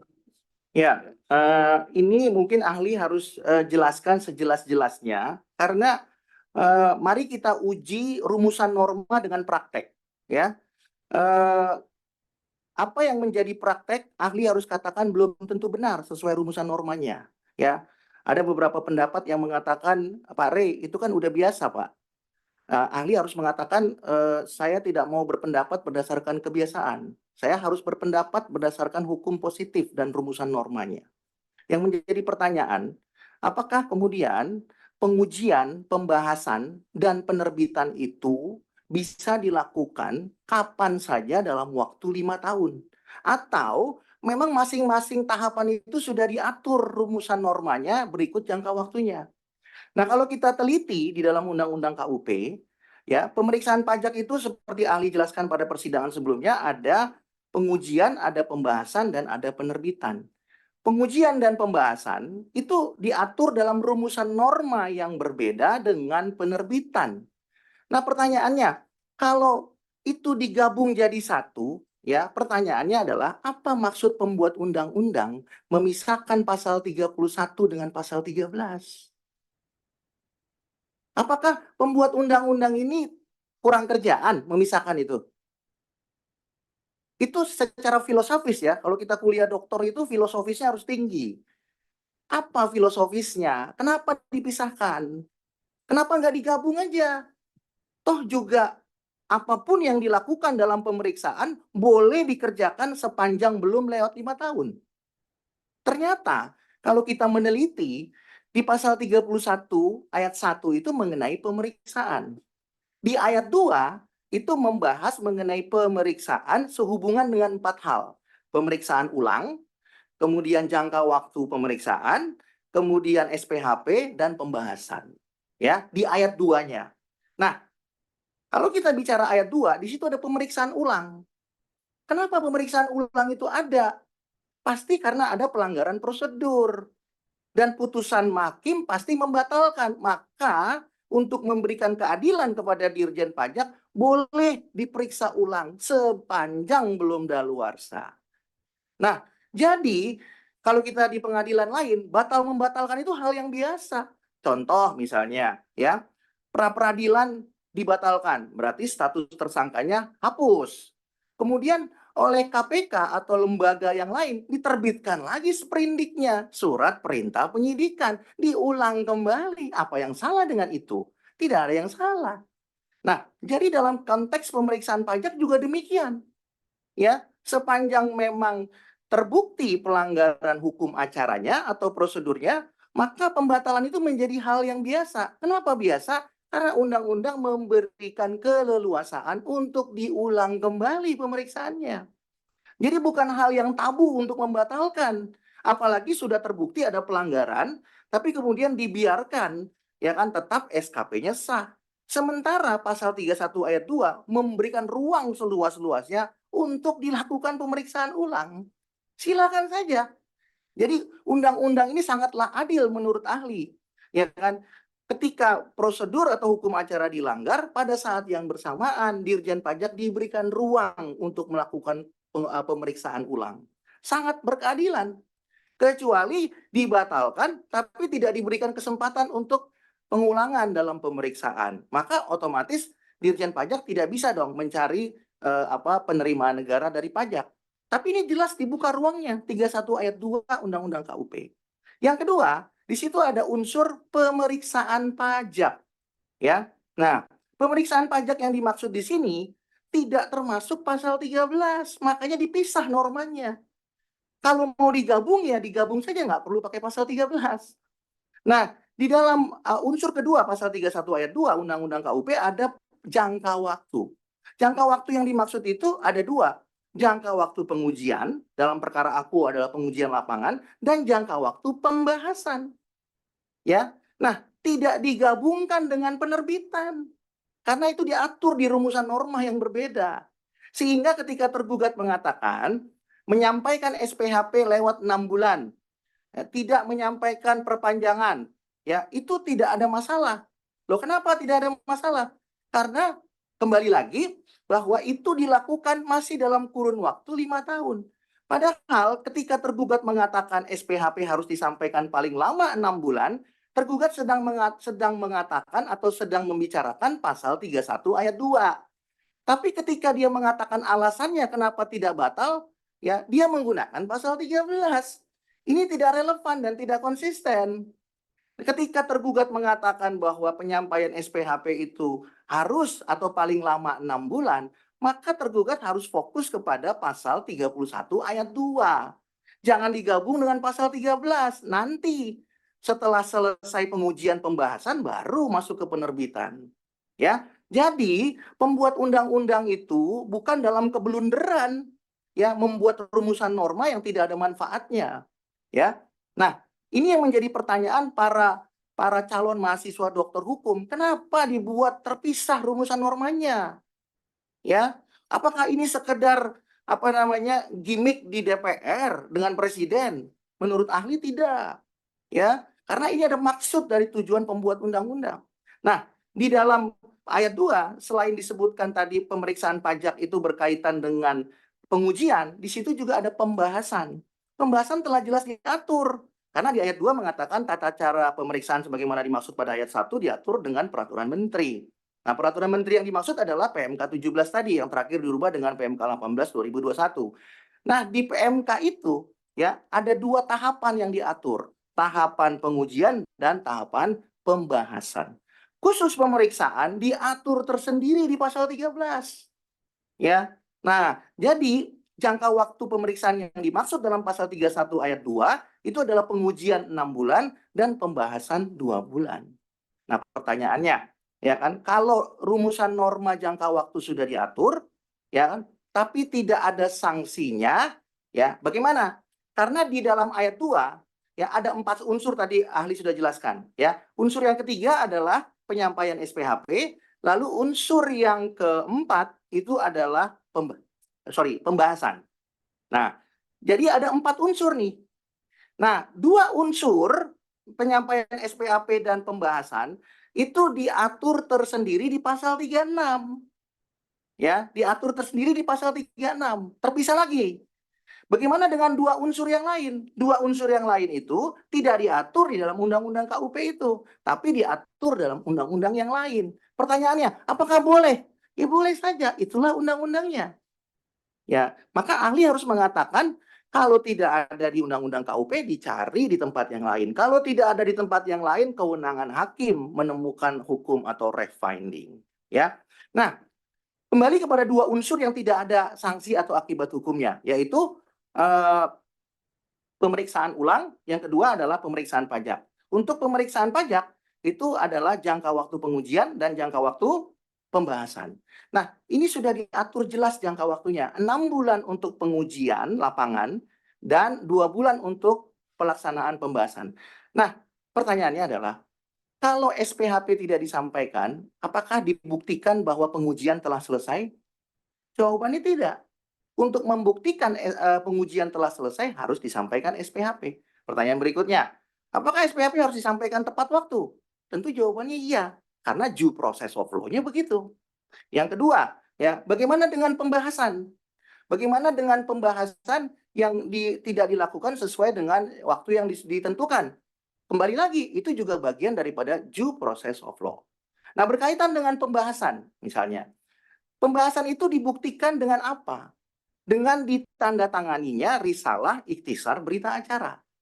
Nah, dalam perkara akuo, persoalan pembahasan itu tidak ditandatangani karena hak penggugat tidak diberikan. Menurut penggugat yang diberikan kepada ahli dokumennya, penggugat menyampaikan tanggapan yang dimulai dari formalitas, baru masuk ke materi. Lalu oleh tergugat tidak dituangkan di dalam risalah. Sehingga penggugat tidak mau tanda tangan karena merasa haknya disolimi. Ya, apa yang disampaikan di dalam tanggapan harus dimuat dalam risalah. Itu perintahnya PMK ya di pasal 44. Jadi ketika ada pembahasan, maka harus dituangkan di dalam risalah pembahasan. Nah, ketika pembahasan atau risalah pembahasan itu tidak dibuat sesuai dengan tanggapan atau sanggahan, maka ahli harus mengatakan tidak dilaksanakan pembahasan. Karena apa gunanya dilaksanakan pembahasan kalau haknya penggugat tidak diberikan? Kalau kemudian tergugat hanya berpendapat yang penting ada undangan, yang penting ada pertemuan, tapi haknya penggugat tidak diberikan, maka tidak ada esensinya dong untuk melaksanakan pembahasan. Pembahasan itu dilaksanakan tujuannya memberikan hak kepada penggugat. Nah, kalau haknya tidak dituangkan dalam risalah, maka ahli harus mengatakan bahwa pembahasan dianggap demi hukum tidak dilaksanakan. Karena tidak ada esensi dilaksanakan pembahasan kalau hak penggugat tidak diberikan. Ya. Nah, kalau pembahasan itu dianggap tidak dilaksanakan, maka ada rumusan normanya mengenai sanksi diatur di pasal 36 dan pasal 60 PMK, ya. Nah, kebetulan ada rumusan normanya di situ. Ya, jadi SKP yang diterbitkan tanpa dilaksanakan pembahasan. Ini menjawab pertanyaan Majelis Hakim, pertanyaan tergugat kemarin yang saya lupa namanya Kasih TU, ya, yang mengatakan di mana rumusan norma atau dasar hukum yang mengatakan kalau menyampaikan SPHP lewat waktu tuh demi hukum dianggap tidak menyampaikan. Di mana dasar hukum atau rumusan norma yang mengatur kalau melaksanakan pembahasan tapi tidak memberikan hak kepada penggugat untuk dituangkan dalam risalah dianggap tidak melaksanakan pembahasan, ya. Nah, itu nanti ahli akan bahas di putusan yang kedua, ya. Kenapa melakukan sesuatu tapi tidak sesuai due process of law dianggap demi hukum tidak melakukan? Ya, itu sebabnya kembali lagi bahwa pemahaman due process of law itu harus benar-benar solid, ya. Bukan sekedar melakukan. Ya, ahli berikan contoh pada persidangan sebelumnya itu dalam pemahaman mengenai one prestasi. Iya, betul dia melakukan sesuatu tapi tidak tepat waktu. Iya, betul dia melakukan sesuatu tapi tidak sebagaimana mestinya. Iya, betul dia melakukan sesuatu tapi tidak sesuai dengan yang disepakati dalam perikatan. Nah, jadi due process of law itulah yang kemudian harus dipahami. Nah, kemudian tadi penggugat menanyakan mengenai perbedaannya. Jadi ahli harus jelaskan kembali, ya. Kalau itu dimaknai bahwa pengujian itu boleh dilakukan kapan saja, ya, boleh 6 bulan, boleh 8 bulan, bahkan ahli menemui beberapa kasus 2 tahun tidak ada perpanjangannya. Pertanyaannya apakah itu boleh? Ya, kembali lagi, ya tadi ahli sudah jelaskan. Karena rumusan normanya itu sudah mengatur mengenai jangka waktu 31 ayat 2. Sudah diatur 6 bulan.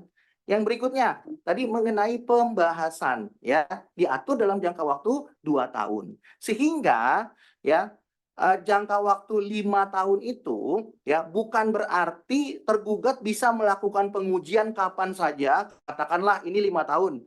Lalu tergugat bisa mengatakan begini, tergugat bisa melakukan pengujian 2 tahun, lalu kemudian pembahasannya 2 tahun, lalu sisa waktunya untuk penerbitan setahun, kan totalnya masih 5 tahun. Iya. Ya. Ya, penjelasannya sudah pernah ya sudah Ya, nanti betul. disampaikan. Jadi ahli ingin menjelaskan majelis bahwa 13 ayat 1 dan 13 ayat 4 itu Ya.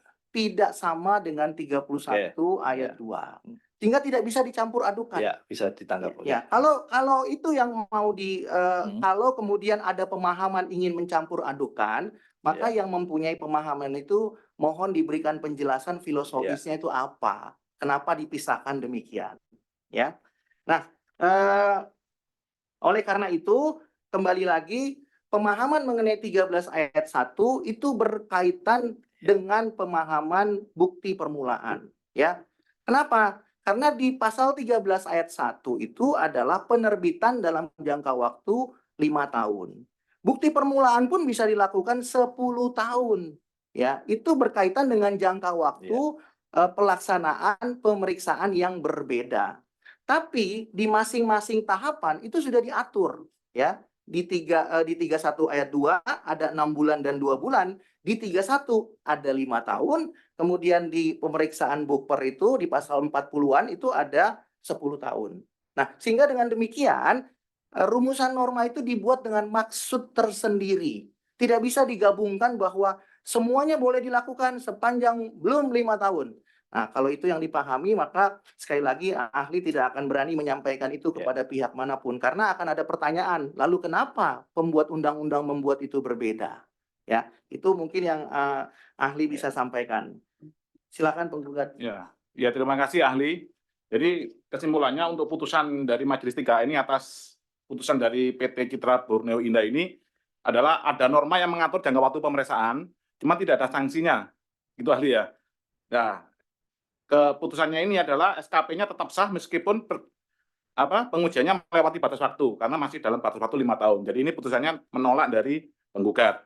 Nah, ini ahli, kami menemukan lagi putusan nomor 0843/99 2019 PP Majelis 16B tahun 2020 atas nama Ani Junita Kuto, yaitu ahli bisa lihat di halaman 55 dan 56. Ya, ini pertanyaan saya adalah mohon ahli jelaskan apakah penyampaian SPHP yang disampaikan dari tergugat kepada penggugat melalui email demi hukum dianggap SPHP tidak disampaikan. Apakah pelanggaran hukum tersebut sudah cukup membuktikan SKP cacat prosedur dan menyebabkan batalnya SKP tersebut? Karena ini ahli ini karena putusannya adalah mengabulkan gugatan penggugat ahli ini. Ini adalah karena SPHP-nya disampaikan melalui email. Mohon tanggapannya ahli. Ya, terima kasih saja, penggugat. Ya. Putusan kedua ini adalah putusan yang kontras, ya. Kenapa ahli katakan kontras? Karena sederhana saja pemahaman daripada ahli mengenai pertimbangan hukumnya. Dalam pertimbangan hukum ini, majelis hakim itu hanya membuktikan ada tidaknya due process of law. Meskipun perbuatannya telah dilakukan, telah terbukti dan dapat dibuktikan, serta merupakan fakta yang tidak terbantahkan bahwa tergugat itu menyampaikan SPHP.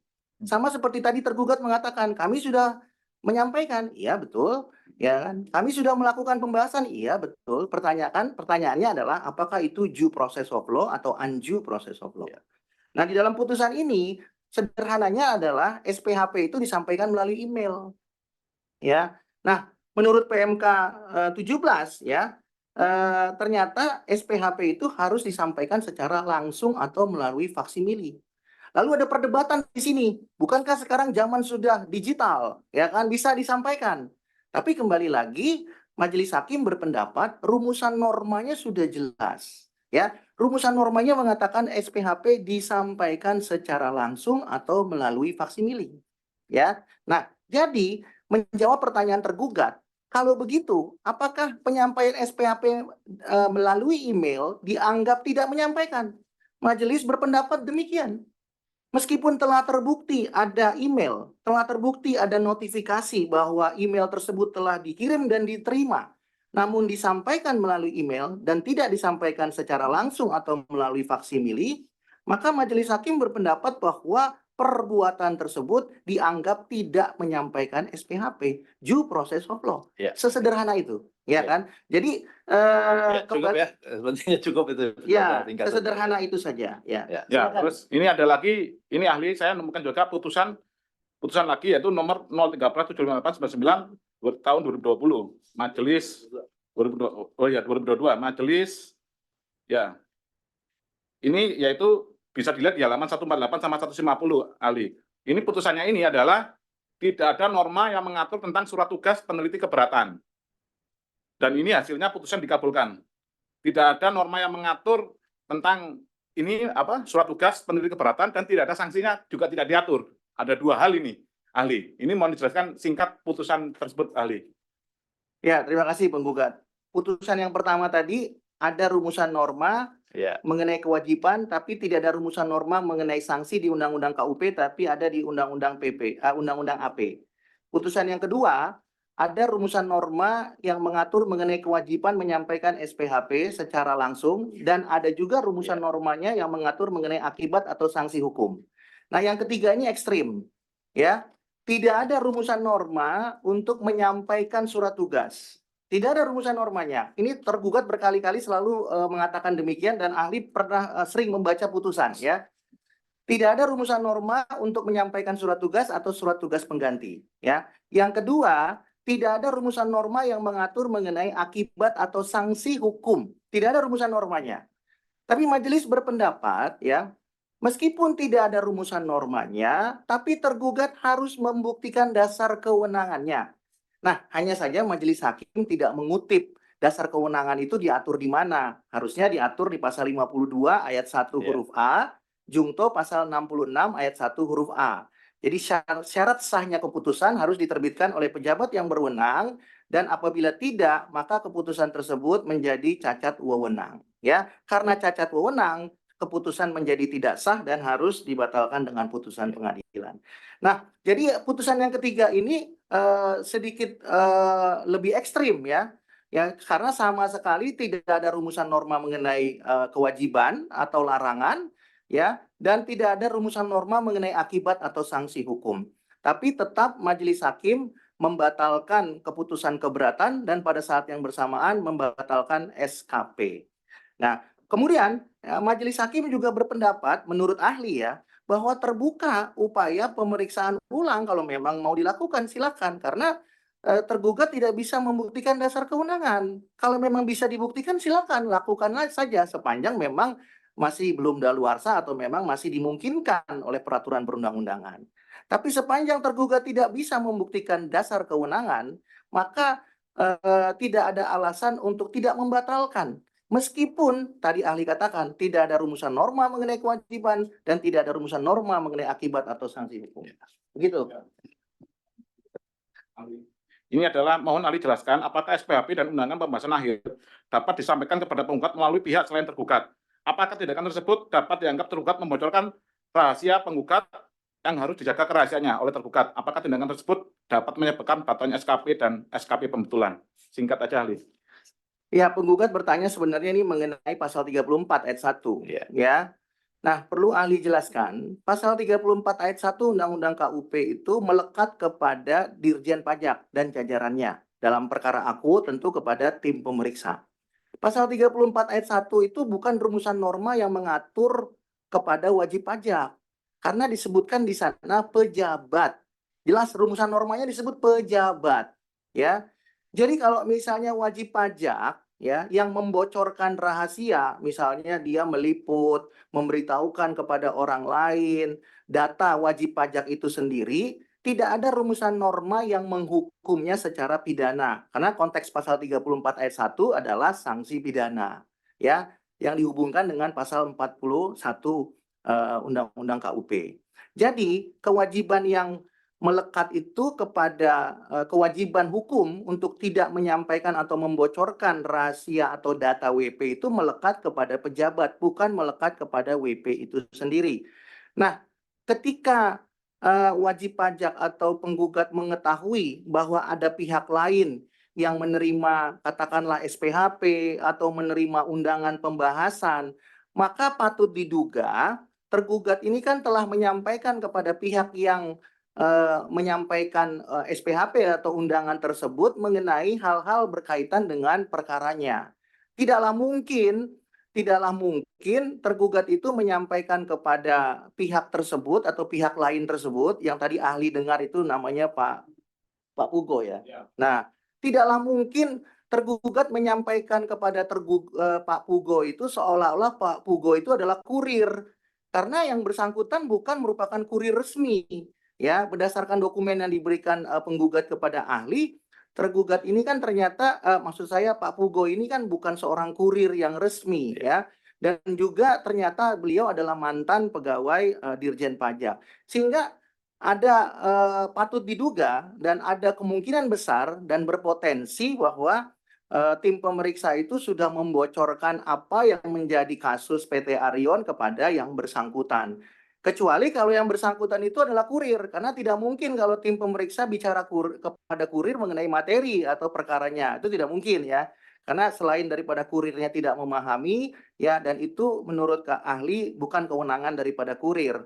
Tapi kalau dia bukan kurir, apalagi dia mantan pegawai DJP dan apalagi mantan pemeriksa, maka patut diduga informasi yang disampaikan oleh tim pemeriksa atau tergugat itu sudah masuk kepada substansi perkara atau materi yang sedang diperiksa oleh tergugat terhadap penggugat. Sehingga dengan demikian terbuka upaya hukum pasal 41 ya, tinggal nanti dibuktikan saja, dan itu bukan ranahnya pengadilan pajak ya, itu adalah ranahnya pengadilan negeri ya, melalui proses penyidikan ya atau proses penyelidikan. Demikian. Ini tinggal satu, ini majelis mohon ini tinggal satu. Jadi mau saya tanyakan ya, dia yang karena sering disebut sama tergugat yaitu kondisi pemeriksaan pajak yang luar biasa dan tidak biasa. Menurut pengetahuan ahli, apakah dalam pemeriksaan pajak terdapat kondisi luar biasa dan tidak biasa?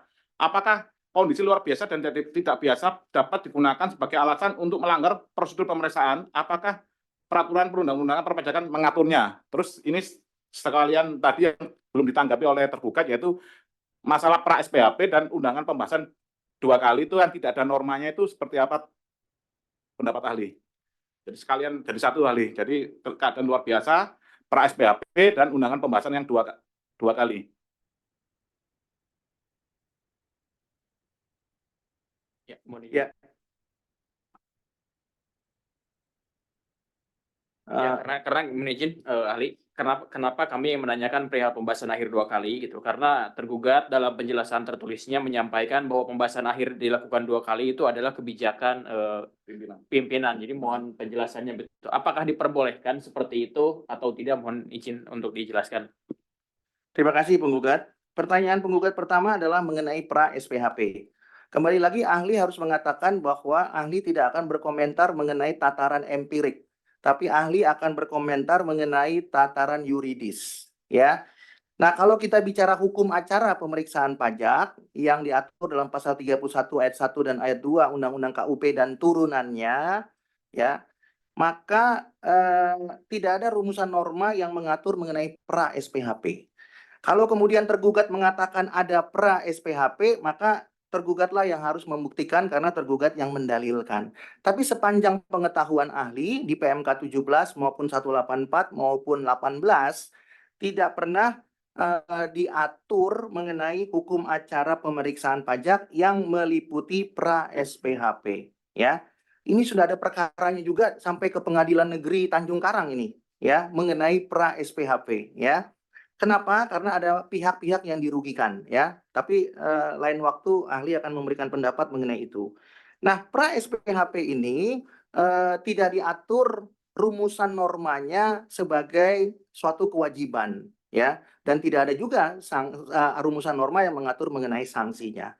Nah, pertanyaannya, ketika tergugat melaksanakan pra SPHP, tentu untuk membuktikan tergugat itu tidak melakukan tindakan undue process of law, maka tergugat harus membuktikan dasar hukumnya atau rumusan norma pra SPHP itu diatur di mana.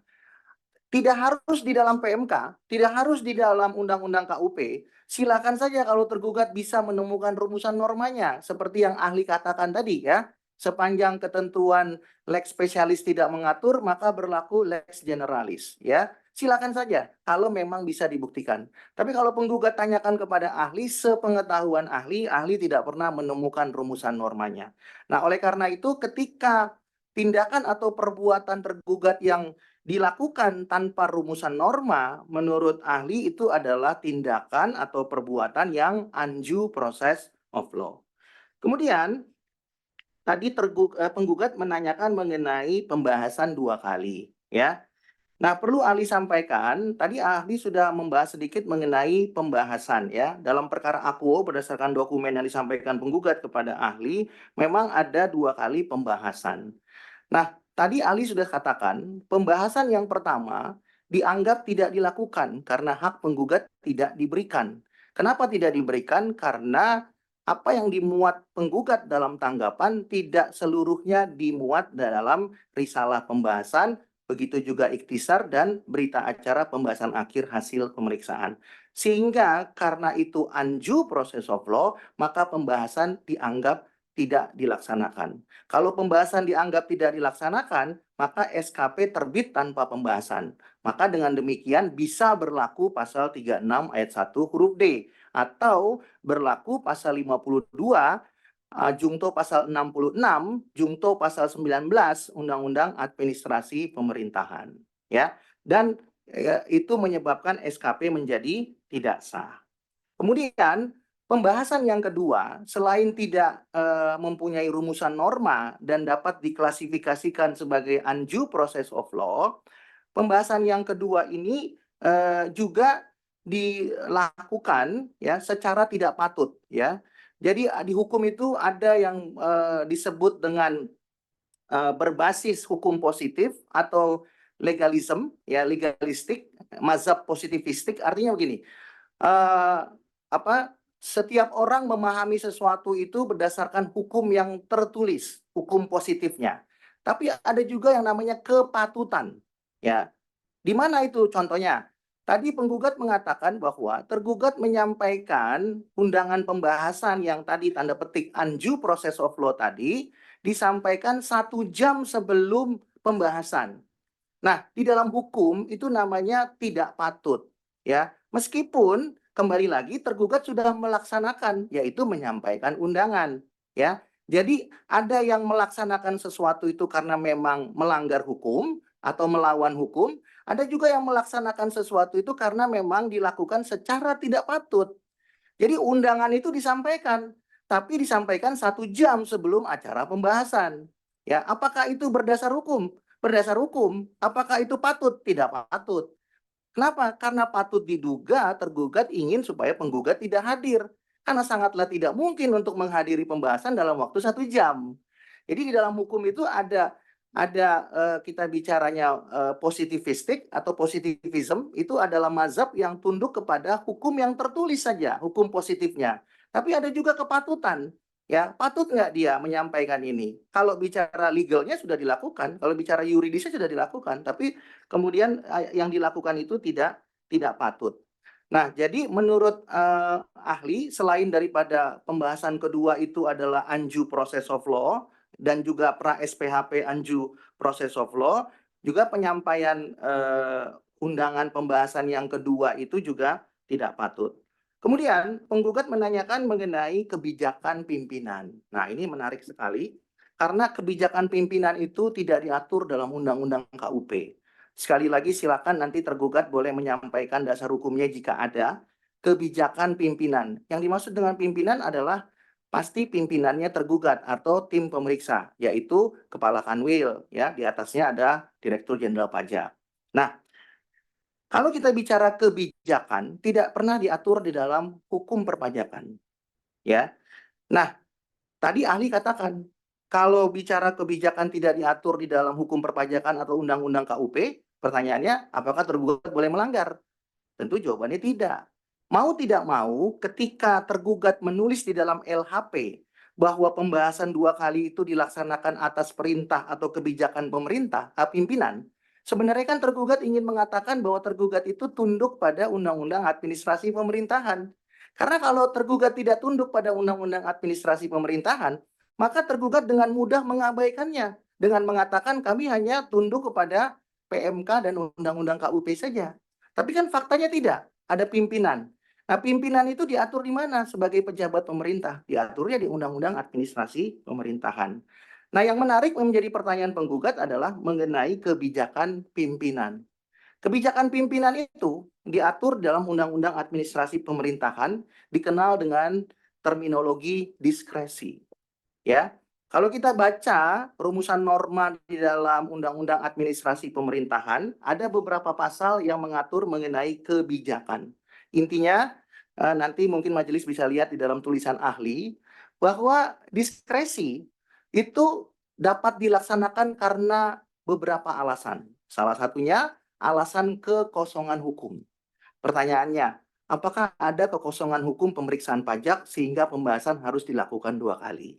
Ya, kalaulah misalnya KKP itu diberikan atau kalaulah misalnya risalah itu dituangkan berdasarkan tanggapan penggugat, maka kan tidak perlu dong dilakukan tanggapan pembahasan 2 kali maksud ahli. Nah, sehingga dengan demikian tidak ada kekosongan hukum yang kemudian mengharuskan dilakukannya atau disampaikannya pra SPHP atau dilakukannya pembahasan 2 kali. Sehingga dengan demikian tidak terpenuhi unsur-unsur yang mengatur bahwa diskresi itu dapat diterapkan sebagaimana tergugat akui dalam LHP-nya yang ditunjukkan penggugat kepada ahli. Kemudian yang kedua, penggugat perlu ahli sampaikan bahwa diskresi itu ketika dilakukan selain dalam kondisi kekosongan hukum, diskresi tersebut tidak boleh bertentangan dengan hukum positif yang berlaku. Pertanyaannya, apakah sudah ada hukum positif yang berlaku? Ada. Hukum acara pemeriksaan pajak. Apakah itu bertentangan menerbitkan pra SPHP? Iya, karena tidak diatur. Yang kedua, apakah kemudian boleh melakukan pembahasan akhir hasil pemeriksaan 2 kali? Tidak diatur juga. Ya kan? Nah, oleh karena itu kembali lagi kalau pra SPHP dan pembahasan akhir 2 kali dilakukan, maka itu bertentangan dengan hukum positif yang diatur dalam pasal 31 ayat 2 Jungto PMK 17/2013 ya.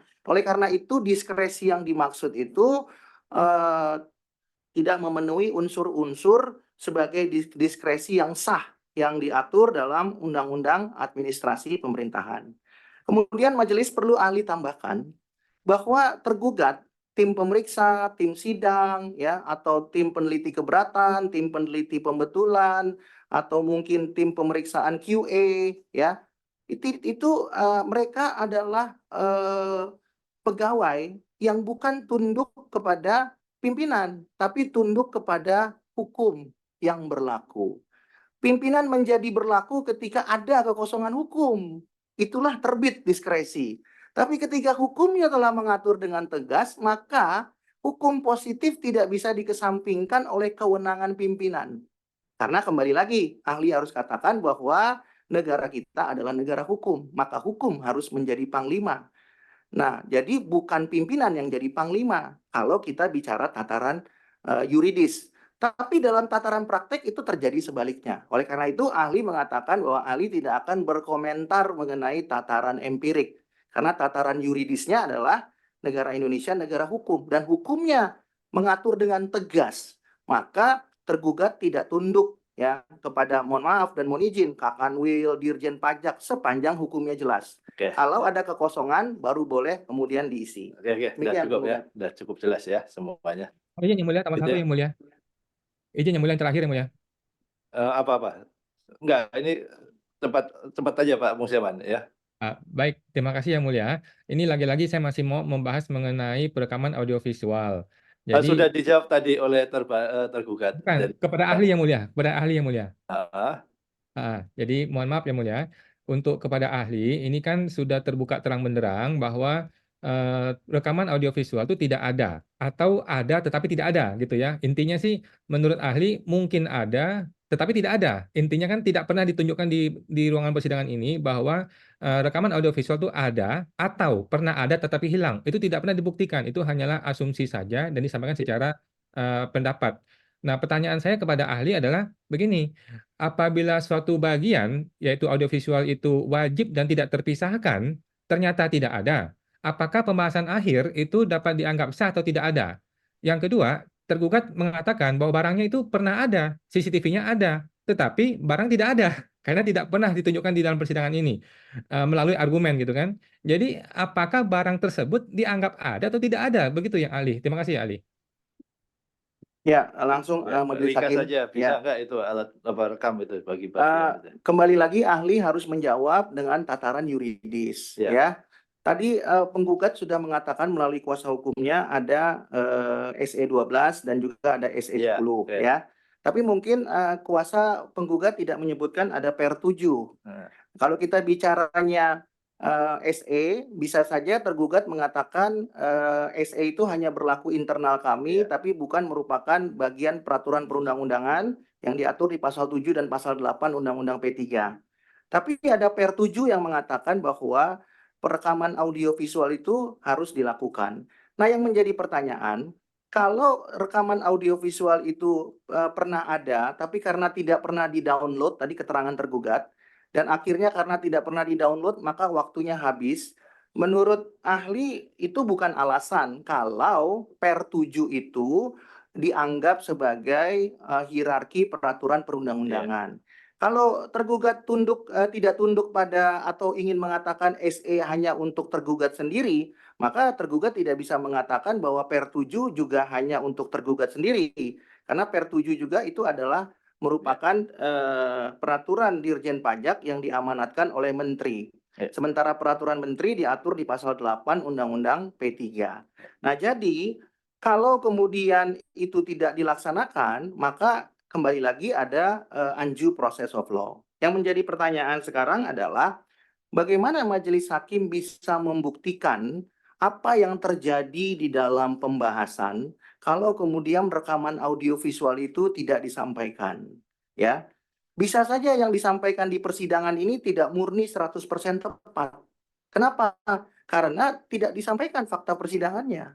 Itu sebabnya persidangan di pengadilan itu dimanapun juga adalah mencari fakta persidangan.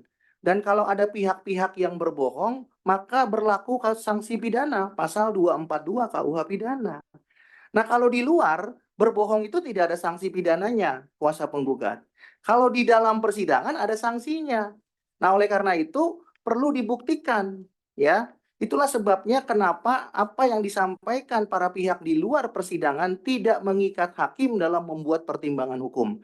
Tapi apa yang disampaikan di muka persidangan itu menjadi pertimbangan hukum bagi majelis hakim untuk membuat amar putusan.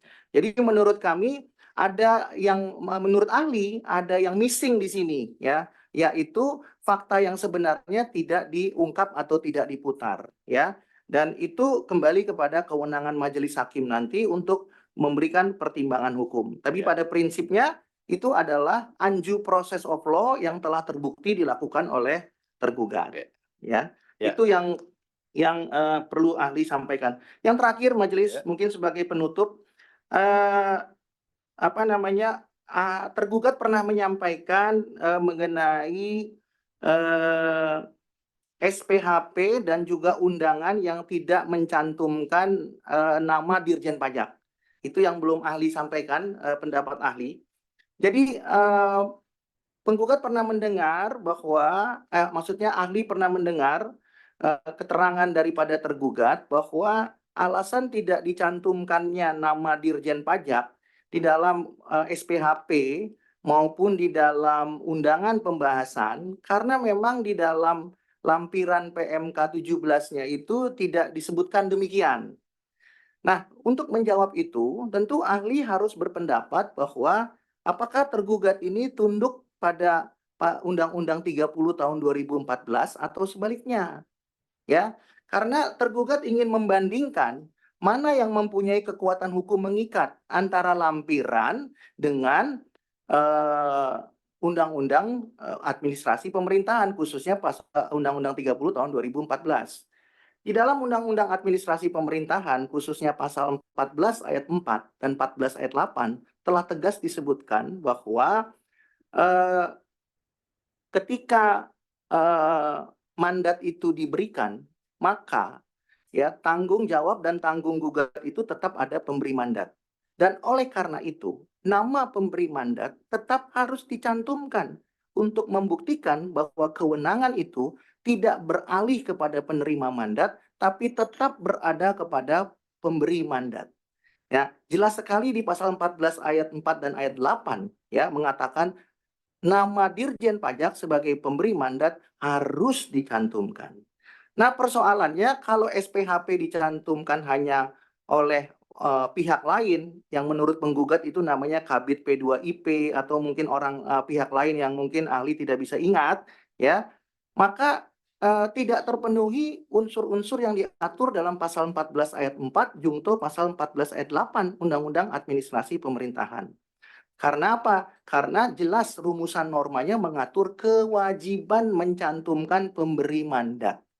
Nah, kalau kemudian pemberi mandat itu tidak ada, maka dapat diduga bahwa SPHP dan undangan pembahasan itu tidak disampaikan atau tidak berasal dari pihak yang berwenang. Dalam hal ini adalah Direktur Jenderal Pajak. Nah, oleh karena itu rumusan norma pasal 14 ayat 4 dan 14 ayat 8 telah dengan tegas mengatur, ya. Nah, pertanyaan berikutnya, sanksinya apa? Kembali lagi, ya, pasal 52 ayat 1 huruf A dan 66 ayat 1 huruf A. Ya, keputusan menjadi tidak sah karena cacat wewenang. Kenapa cacat wewenang? Karena yang berwenang hanya Dirjen Pajak, tadi sudah ahli jelaskan. Tidak ada pihak lain yang berwenang. Oleh sebab itu perkara ini kan bukan terhadap Kakanwil maupun terhadap tim pemeriksa, tapi terhadap Direktur Jenderal Pajak. Nah, sehingga dengan demikian menurut ahli, ya, tentu tergugat harus bisa membuktikan apakah lampiran itu lebih mempunyai kekuatan hukum mengikat dibandingkan dengan pasal 14 ayat 4 junto pasal 14 ayat 8 Undang-Undang Administrasi Pemerintahan. Tapi ahli harus katakan sepertinya tidak, ya, karena jelas sekali sudah diatur dalam rumusan normanya. Itu mengenai rumusan norma kewajiban. Lalu sanksinya, rumusan normanya jelas kembali lagi diatur di dalam pasal 52 dan pasal 66 junto pasal 19. Sehingga keputusan menjadi tidak sah dan kewenangan membatalkannya ada pada pengadilan. Demikian majelis. Baik, semua sudah ditangkap ya, dari majelis juga sudah merekam semua persidangan ini ya, dari penggugat sudah lengkap semua ya. Nanti di sidang berikutnya dituangkan dalam bentuk tulisan ya, semuanya, dan tulisannya nanti selain yang bentuk PDF, majelis membutuhkan yang bentuk Word juga. Baik. Ya, oke ya. Baik ya, dari pihak tergugat, nanti kalau memang masih ada penjelasan dari penggugat tanggapan hari ini yang perlu ditanggapi lagi di dalam closingnya, silahkan nanti di closingnya ditambahkan, disempurnakan, dan penggugat juga sama menyampaikan closing di sidang berikutnya ya, gitu ya. Baik, mohon izin majelis Ya. sedikit menambahkan perihal closing dari tergugat. Tadi kan tergugat sudah menyampaikan bahwa tergugat tidak dapat menunjukkan di DLP yang menjadi dasar pemeriksaan khusus. Ya. Apabila tergugat tidak dapat menyampaikan atau membuktikan adanya DLP sampai dengan persidangan selanjutnya, maka hemat kami atau pemeriksaan ini tidak sah karena tidak terjadi pelimpahan wewenang pemeriksaan dari Madya ke Ya, Kanwil. silakan nanti tanggapi di closingnya, nanti masih saya Baik. mempertimbangkan semuanya. Ya. Baik. Kemudian Oke. majelis satu lagi mohon izin, pendapat ahli ini nanti mohon untuk dituangkan dalam putusan secara utuh sebagaimana diatur dalam pasal 84 huruf pasal 84 huruf F Undang-Undang Pengadilan Pajak, nanti untuk tidak diringkas itu, untuk ini kan secara utuh gitu. Kalau begitu buat secara tertulis ya. Maksudnya tadi dibuat tertulis dari Baik, sudah. Oke, lengkap ya. Dan kita upload di Dropbox juga majelis. Ya, oke, ya dibuat secara Bentuknya lengkap. juga majelis ya. Ya. Bentuknya Ya, lebih oke. bagus lebih. Ya, nanti akan kami sampaikan saat pendapat akhir juga. Ya, oke. Ya, jadi nanti akan kita muat satu aja. Jadi kalau diulang-ulang kan jadi tebal sekali, nanti putusan membacanya susah. Ya, betul, Mas. dibuat diringkas saja semua pendapat dari penggugat di closing, silahkan ya, kalau mau dimuat. Oke. Baik. Demikian juga tergugat ya. Dan nanti kita kita sampaikan di closingnya nanti di tanggal berapa? 27 Juni ya, akhir bulan Juni depan, bulan depan, dan ini menjadi undangan bagi para pihak nanti untuk hadir pada sidang dimaksud. Ya, terima kasih majelis. Sama-sama.